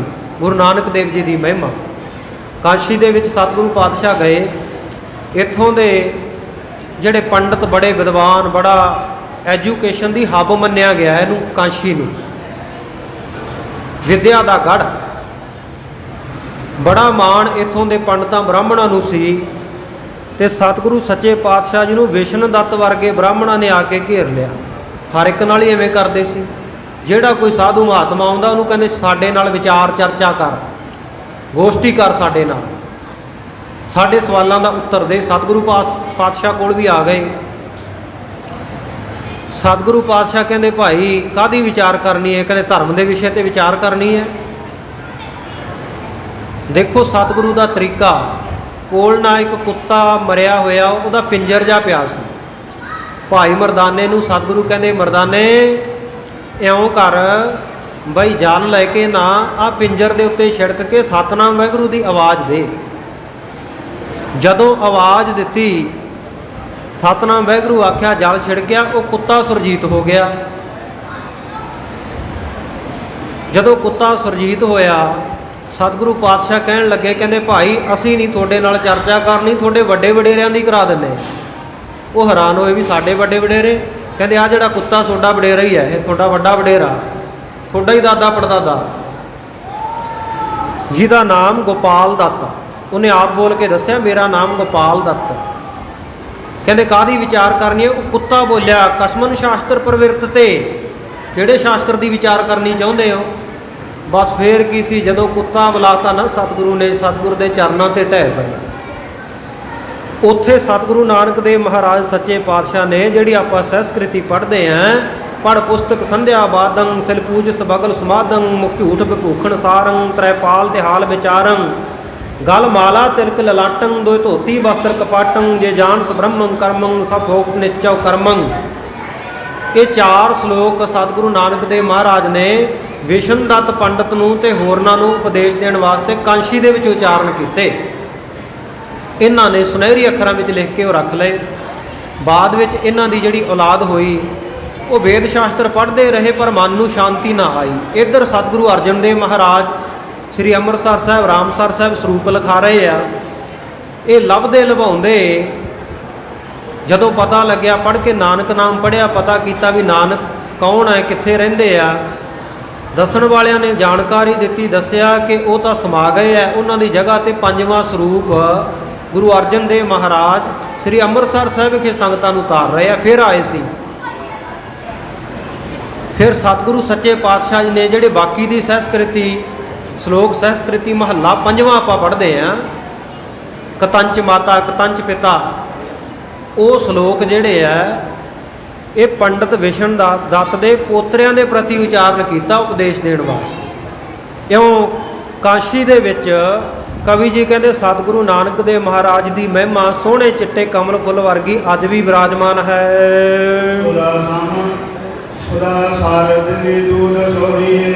ਤੇ ਅੰਮ੍ਰਿਤਸਰ ਦੇ ਵਿੱਚ ਅੰਮ੍ਰਿਤ ਵਰਗੀ ਸ਼ੋਭਾ ਤੇ ਦਿੱਲੀ ਵਿੱਚ ਦੁੱਧ ਵਰਗੀ ਚਿੱਟੀ ਸ਼ੋਭਾ ਸੋਹੰਦੀ ਹੈ।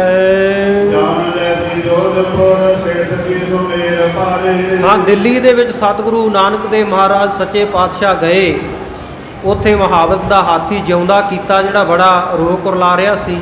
ਬਾਦਸ਼ਾਹ ਪੁੱਛਦਾ ਕਿ ਤੁਹਾਡੇ ਵਿੱਚ ਸਮਰੱਥਾ ਹੈ ਹਾਥੀ ਨੂੰ ਜਿਉਂਦਾ ਕਰਨ ਦੀ? ਸਤਿਗੁਰੂ ਕਹਿੰਦੇ ਨਾ, ਇਹ ਤਾਂ ਅਕਾਲ ਪੁਰਖ ਵਾਹਿਗੁਰੂ ਦੀ ਮੌਜ ਵਿੱਚ ਜਿਉਂਦਾ ਹੋਇਆ। ਕਹਿੰਦਾ ਤੁਸੀਂ ਇਹਨੂੰ ਹੋਰ ਦੁਬਾਰਾ ਮਾਰ ਸਕਦੇ ਹੋ? ਸਤਿਗੁਰੂ ਕਹਿੰਦੇ ਭਾਈ ਅਕਾਲ ਪੁਰਖ ਵਾਹਿਗੁਰੂ ਦੀ ਮਰਜ਼ੀ ਹੋਈ ਤੇ ਮਰ ਵੀ ਸਕਦਾ। ਕਾਜੀ ਨੇ ਜਦੋਂ ਇਹ ਸਵਾਲ ਕੀਤੇ ਸੀ ਆ ਕੇ, ਤੇ ਉਹ ਹਾਥੀ ਸਤਿਗੁਰੂ ਜੀ ਦੇ ਹੁਕਮ ਦੁਬਾਰਾ ਮਰ ਗਿਆ ਸੀ। ਮਹਾਵਤ ਦਾ ਪਰਿਵਾਰ ਸਾਰਾ ਪਿੱਟਦਾ ਵੀ ਸਾਡੀ ਤਾਂ ਰੋਜੀ ਰੋਟੀ ਇਹਦੇ ਨਾਲ ਚੱਲਦੀ ਆ, ਤੇ ਮਹਾਰਾਜ ਕਿਰਪਾ ਕਰੋ ਇਹਨੂੰ ਜਿਉਂਦਾ ਕਰੋ। ਫਿਰ ਭਾਈ ਮਰਦਾਨੇ ਨੂੰ ਆਖਿਆ, ਭਾਈ ਮਰਦਾਨੇ ਕਰਮੰਡਲ ਦੇ ਵਿੱਚੋਂ ਨਾ ਜਾਲ ਦਾ ਛਿੱਟਾ ਦੇ ਕੇ ਸਤਨਾਮ ਵਾਹਿਗੁਰੂ ਦਾ ਆਵਾਜ਼ਾਂ ਦੇ, ਹਾਥੀ ਜਿਉਂਦਾ ਹੋ ਜਾਏਗਾ। ਹੋ ਗਿਆ।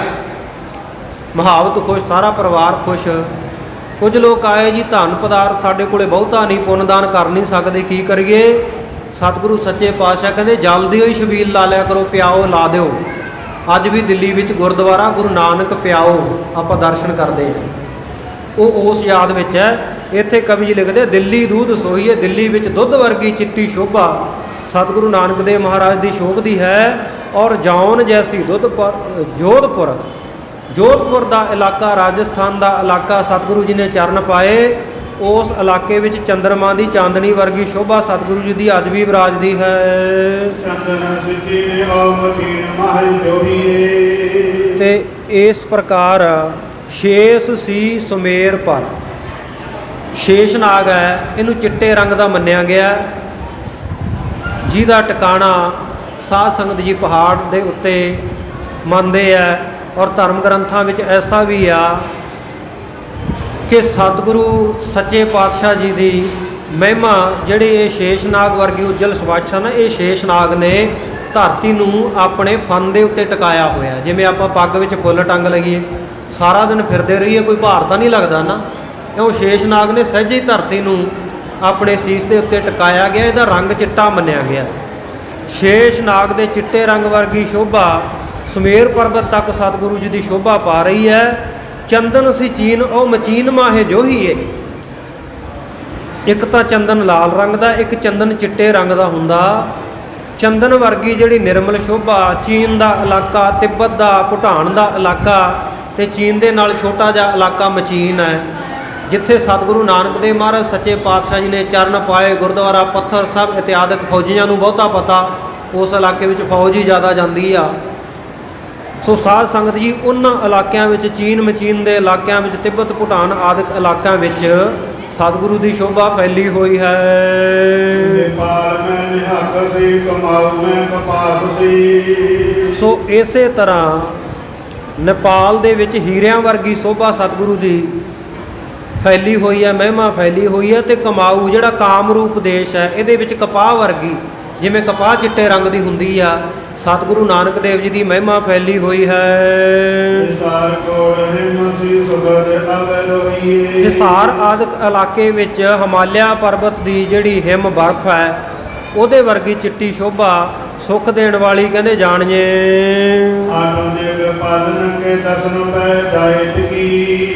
ਇਸੇ ਤਰ੍ਹਾਂ ਅੱਠੇ ਜਿਹੜੇ ਦਿਗਪਾਲ ਹੈ, ਉਹਨਾਂ ਦੇ ਦਰਸ਼ਨ ਕਹੀਏ ਦੰਦ, ਦਿਗਪਾਲ ਨਾਮ ਹੈ ਹਾਥੀਆਂ ਦਾ। ਤੇ ਧਰਮ ਗ੍ਰੰਥਾਂ ਵਿੱਚ ਐਸਾ ਮੰਨਿਆ ਜਾਂਦਾ ਕਿ ਧਰਤੀ ਨੂੰ ਅੱਠੇ ਦਿਸ਼ਾਵਾਂ ਤੋਂ, ਚਾਰ ਦਿਸ਼ਾਵਾਂ ਤਾਂ ਉੱਤਰ ਦੱਖਣ ਪੂਰਬ ਪੱਛਮ ਹੋ ਗਈਆਂ ਨਾ, ਤੇ ਚਾਰ ਇਹਨਾਂ ਦੀਆਂ ਉਪ ਦਿਸ਼ਾਵਾਂ ਜਿਹੜਾ ਵਿਚਲੇ ਕੋਣ ਬਣਦੇ ਆ, ਨੈਰਤ ਕੋਣ, ਵਾਇਵ ਕੋਣ ਜਿਹੜਾ ਆਪਾਂ ਗਿਣਦੇ ਆ ਨਾ, ਈਸ਼ਾਨ ਕੋਣ ਆਦਿਕ। ਸੋ ਇਹ ਜਿਹੜੀਆਂ ਅੱਠੇ ਦਿਸ਼ਾਵਾਂ ਧਰਮ ਗ੍ਰੰਥਾਂ ਵਿੱਚ ਐਸਾ ਮੰਨਿਆ ਗਿਆ ਕਿ ਵੱਡੇ ਵੱਡੇ ਦਿਗਪਾਲ, ਵੱਡੇ ਵੱਡੇ ਹਾਥੀਆਂ ਨੇ ਧਰਤੀ ਨੂੰ ਆਪਣੀਆਂ ਸੁੰਡਾਂ ਦੇ ਨਾਲ ਰੋਕ ਕੇ ਰੱਖਿਆ ਹੋਇਆ, ਨਹੀਂ ਤਾਂ ਸਮੁੰਦਰ ਦੇ ਵਿੱਚ ਵਹਿ ਜਾਵੇ। ਅੱਠੇ ਦਿਸ਼ਾਵਾਂ ਦੇ ਜਿਹੜੇ ਦਿਗਪਾਲ ਹੈ, ਉਹਨਾਂ ਦੇ ਚਿੱਟੇ ਦੰਦ ਹੈ, ਉਹਨਾਂ ਦੇ ਚਿੱਟੇ ਦੰਦਾਂ ਦੇ ਉੱਤੇ ਸਤਿਗੁਰੂ ਦੀ ਨਿਰਮਲ ਸ਼ੋਭਾ, ਚਿੱਟੇ ਰੰਗ ਦੀ, ਉਜਲ ਰੰਗ ਦੀ ਪਵਿੱਤਰ ਫੈਲੀ ਹੋਈ ਹੈ।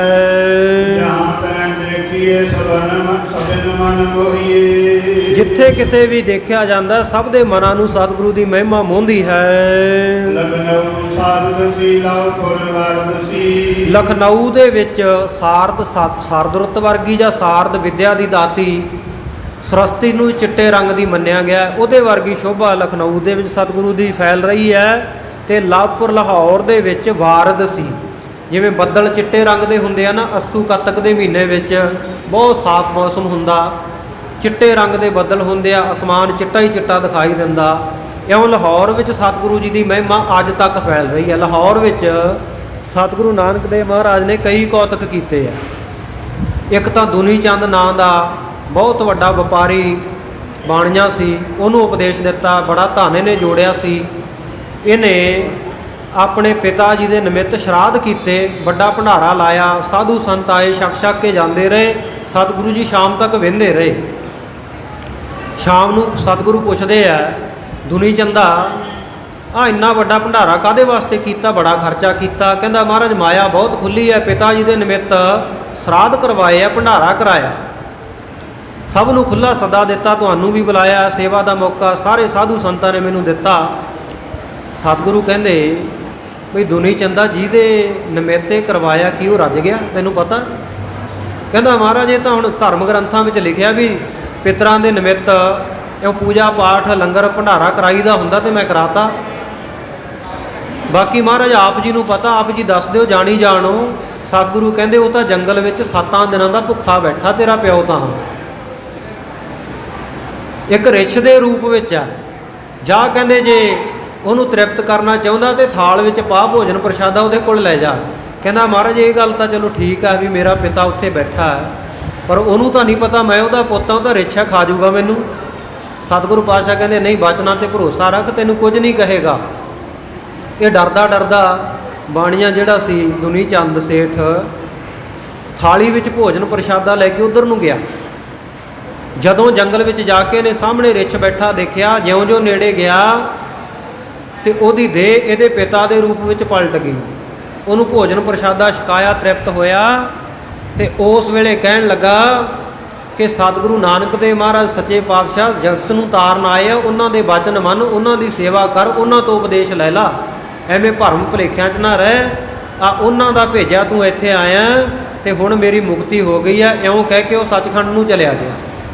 ਬਾਅਦ ਵਿੱਚ ਇਹ ਦੁਨੀ ਚੰਦ ਸਤਿਗੁਰੂ ਪਾਤਸ਼ਾਹ ਕੋਲੇ ਆਇਆ, ਕਹਿੰਦਾ ਮਹਾਰਾਜ ਕੋਈ ਉਪਦੇਸ਼ ਬਖਸ਼ੋ। ਦੇਖੋ ਸਤਿਗੁਰੂ ਦੇ ਉਪਦੇਸ਼ ਦੇਣ ਦਾ ਤਰੀਕਾ, ਮੈਥਡ। ਸਤਿਗੁਰੂ ਜੀ ਨੇ ਨਾ ਇੱਕ ਛੋਟੀ ਜਿਹੀ ਸੂਈ ਦੇਤੀ ਇਹਨੂੰ, ਦੁਨੀ ਚੰਦ ਨੂੰ।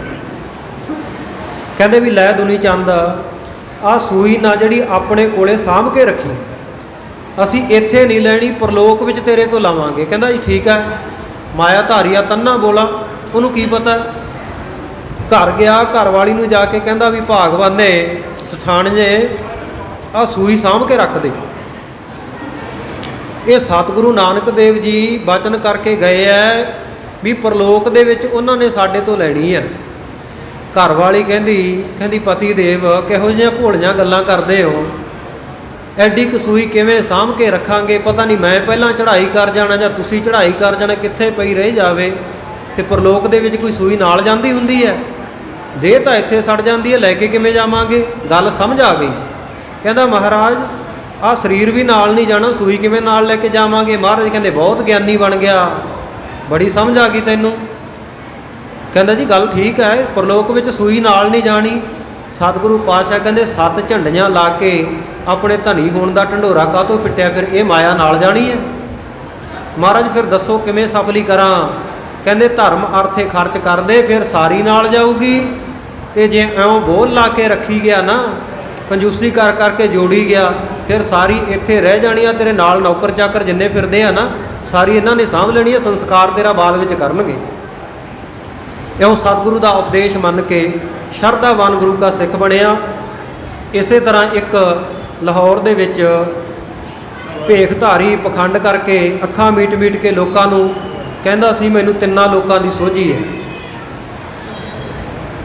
ਮਹਾਰਾਜ ਸੱਚੇ ਪਾਤਸ਼ਾਹ ਕਹਿੰਦੇ ਕਿਉਂ ਨੇਤਰ ਬੰਦ ਕਰਕੇ ਬੈਠਾ ਹੈ। ਕਹਿੰਦਾ ਜੀ ਨੇਤਰ ਬੰਦ ਤਾਂ ਕਰਦਾ ਹੈ, ਮੈਂ 3 ਲੋਕਾਂ ਵਿੱਚ ਘੁੰਮਾਉਣਾ।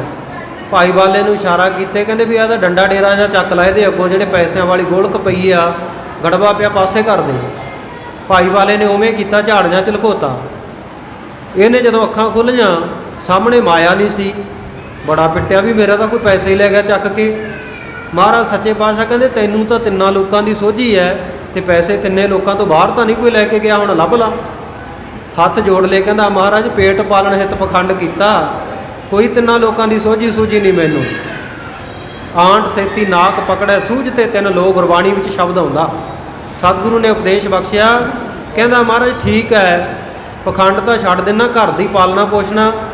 ਕਹਿੰਦੇ ਆ ਤੇਰੇ ਪਿੱਛੇ ਧਰਤੀ ਪੱਟ ਲੈ, ਰਾਵੀ ਦੇ ਕੰਢੇ ਤੇ 7 ਪਾਤਸ਼ਾਹੀਆਂ ਦਾ ਖਜ਼ਾਨਾ ਪਿਆ, ਬਹਿ ਕੇ ਖਾਂਦਾ ਰਹੀਂ, ਰੱਬ ਦਾ ਨਾਮ ਜਪੀ, ਧਰਮ ਕਰਮ ਕਰੀ, ਕੋਈ ਘਾਟਾ ਨਹੀਂ ਪਵੇਗਾ। ਇਸੇ ਤਰ੍ਹਾਂ ਲਾਹੌਰ ਦੇ ਵਿੱਚ ਕਸਾਈਖਾਨਾ, ਸਤਿਗੁਰੂ ਨੇ ਜਦੋਂ ਗਊਆਂ ਵੱਢੀ ਦੀਆਂ ਦੇਖੀਆਂ, ਜ਼ੁਲਮ ਹੁੰਦਾ ਦੇਖਿਆ, ਬਚਨ ਉਚਾਰੇ ਲਾਹੌਰ ਸ਼ਹਿਰ ਜ਼ਹਿਰ ਕਹਿਰ ਸਵਾ ਪਹਿਰ ਤੱਕ ਉਪਦਰਵ ਹੁੰਦਾ, ਲਾਹੌਰ ਦੇ ਲੋਕ ਦੁਖੀ ਹੋ ਕੇ ਮਰਨਗੇ। ਇਹ ਲਾਹੌਰੀਏ ਫਿਰ ਬਾਅਦ 'ਚ ਕਰਤਾਰਪੁਰ ਸਾਹਿਬ ਸਤਿਗੁਰੂ ਤੋਂ ਬਖਸ਼ਾਉਣ ਵਾਸਤੇ ਗਏ। ਸਤਿਗੁਰੂ ਕਹਿੰਦੇ ਪਾਪ ਕਰਨਾ ਛੱਡ ਦਿਓ। ਕਹਿੰਦੇ ਜੀ ਇਹ ਤਾਂ ਨਹੀਂ ਛੱਡ ਹੁੰਦਾ। ਮਹਾਰਾਜ ਕਹਿੰਦੇ ਬਸ ਫਿਰ ਕਹਿੰਦੇ ਅਸੀਂ ਵਚਨ ਨਹੀਂ ਵਾਪਸ ਲੈ ਸਕਦੇ। ਦੂਜੇ ਪਾਤਸ਼ਾਹ ਗੁਰੂ ਅੰਗਦ ਦੇਵ ਜੀ ਕੋਲ ਵੀ ਆਏ, ਉਹਨਾਂ ਨੇ ਵੀ ਉਹੀ ਵਚਨ ਦੁਹਰਾਏ, ਇਹਨਾਂ ਨੇ ਫੇਰ ਨਾ ਛੱਡਿਆ। ਅੰਤ ਨੂੰ ਦੁਖੀ ਹੋ ਕੇ ਇਹਨਾਂ ਦੀ ਤੀਜੀ ਪੀੜ੍ਹੀ ਗੁਰੂ ਅਮਰਦਾਸ ਸਾਹਿਬ ਮਹਾਰਾਜ ਦੇ ਕੋਲ ਆਈ, ਤੌਬਾ ਕੀਤੀ, ਮਹਾਰਾਜ ਛੱਡ ਦਿੰਦੇ ਆ ਕਸਾਈਪੁਣਾ। ਤੇ ਸਤਿਗੁਰੂ ਨੇ ਫੇਰ ਵਚਨ ਉਚਾਰਨ ਕੀਤੇ, ਲਾਹੌਰ ਸ਼ਹਿਰ ਅੰਮ੍ਰਿਤਸਰ ਸਿਫਤੀ ਦਾ ਘਰ, ਜਿਹੜਾ ਆਪਾਂ ਸ਼ਲੋਕ 12 ਤੇ ਵਧੀਕ ਵਿੱਚ ਪੜ੍ਹਦੇ। ਲਾਹੌਰ ਸ਼ਹਿਰ ਦੇ ਨੇੜੇ ਅੰਮ੍ਰਿਤਸਰ ਵਸ ਗਿਆ, ਤੁਹਾਡੀ ਮੁਕਤੀ ਹੋਵੇਗੀ। ਸਿਫਤੀ ਦਾ ਘਰ, ਸਿਫਤ ਸਲਾਹ ਵਿੱਚ ਲੱਗੋ ਵਾਹਿਗੁਰੂ ਦੇ ਵਿੱਚ। ਇਉਂ ਲਾਹੌਰ ਸ਼ਹਿਰ ਵਿੱਚ ਸਤਿਗੁਰੂ ਨਾਨਕ ਦੇਵ ਮਹਾਰਾਜ ਸੱਚੇ ਪਾਤਸ਼ਾਹ ਜੀ ਦੀ ਮਹਿਮਾ ਫੈਲੀ ਹੋਈ ਹੈ। ਹਾਜੀਪੁਰ ਦੇ ਵਿੱਚ ਜਿਵੇਂ ਚਿੱਟੇ ਰੰਗ ਦੀ ਹੰਸਣੀ ਹੁੰਦੀ ਹੈ, ਇਸ ਤਰ੍ਹਾਂ ਤੇ ਰੂਮ ਦੇਸ਼ ਦੇ ਵਿੱਚ ਰੂਪਾ ਚਾਂਦੀ ਦੇ ਵਾਂਗ, ਚਿੱਟੀ ਚਾਂਦੀ ਵਾਂਗ ਸਤਿਗੁਰੂ ਦੀ ਮਹਿਮਾ ਫੈਲੀ ਹੈ।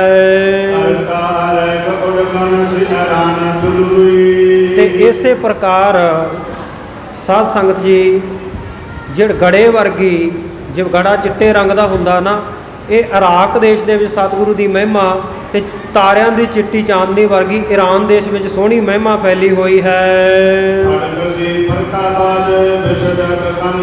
ਚਿੱਟੇ ਬਲੌਰ ਵਰਗੀ ਫਰਕਾਬਾਦ ਵਿੱਚ ਫੈਲੀ ਹੋਈ ਮਹਿਮਾ ਹੈ। ਤੇ ਇਸੇ ਤਰ੍ਹਾਂ ਬਰਫ਼ ਵਰਗੀ ਬਲੈਤ ਰੂਮ ਦੇਸ਼ ਦੇ ਵਿੱਚ ਸਤਿਗੁਰੂ ਸੱਚੇ ਪਾਤਸ਼ਾਹ ਜੀ ਦੀ ਮਹਿਮਾ ਜਿਹੜੀ ਬੜੀ ਉਜਲੀ ਕਹੀ ਰਹੀ ਹੈ।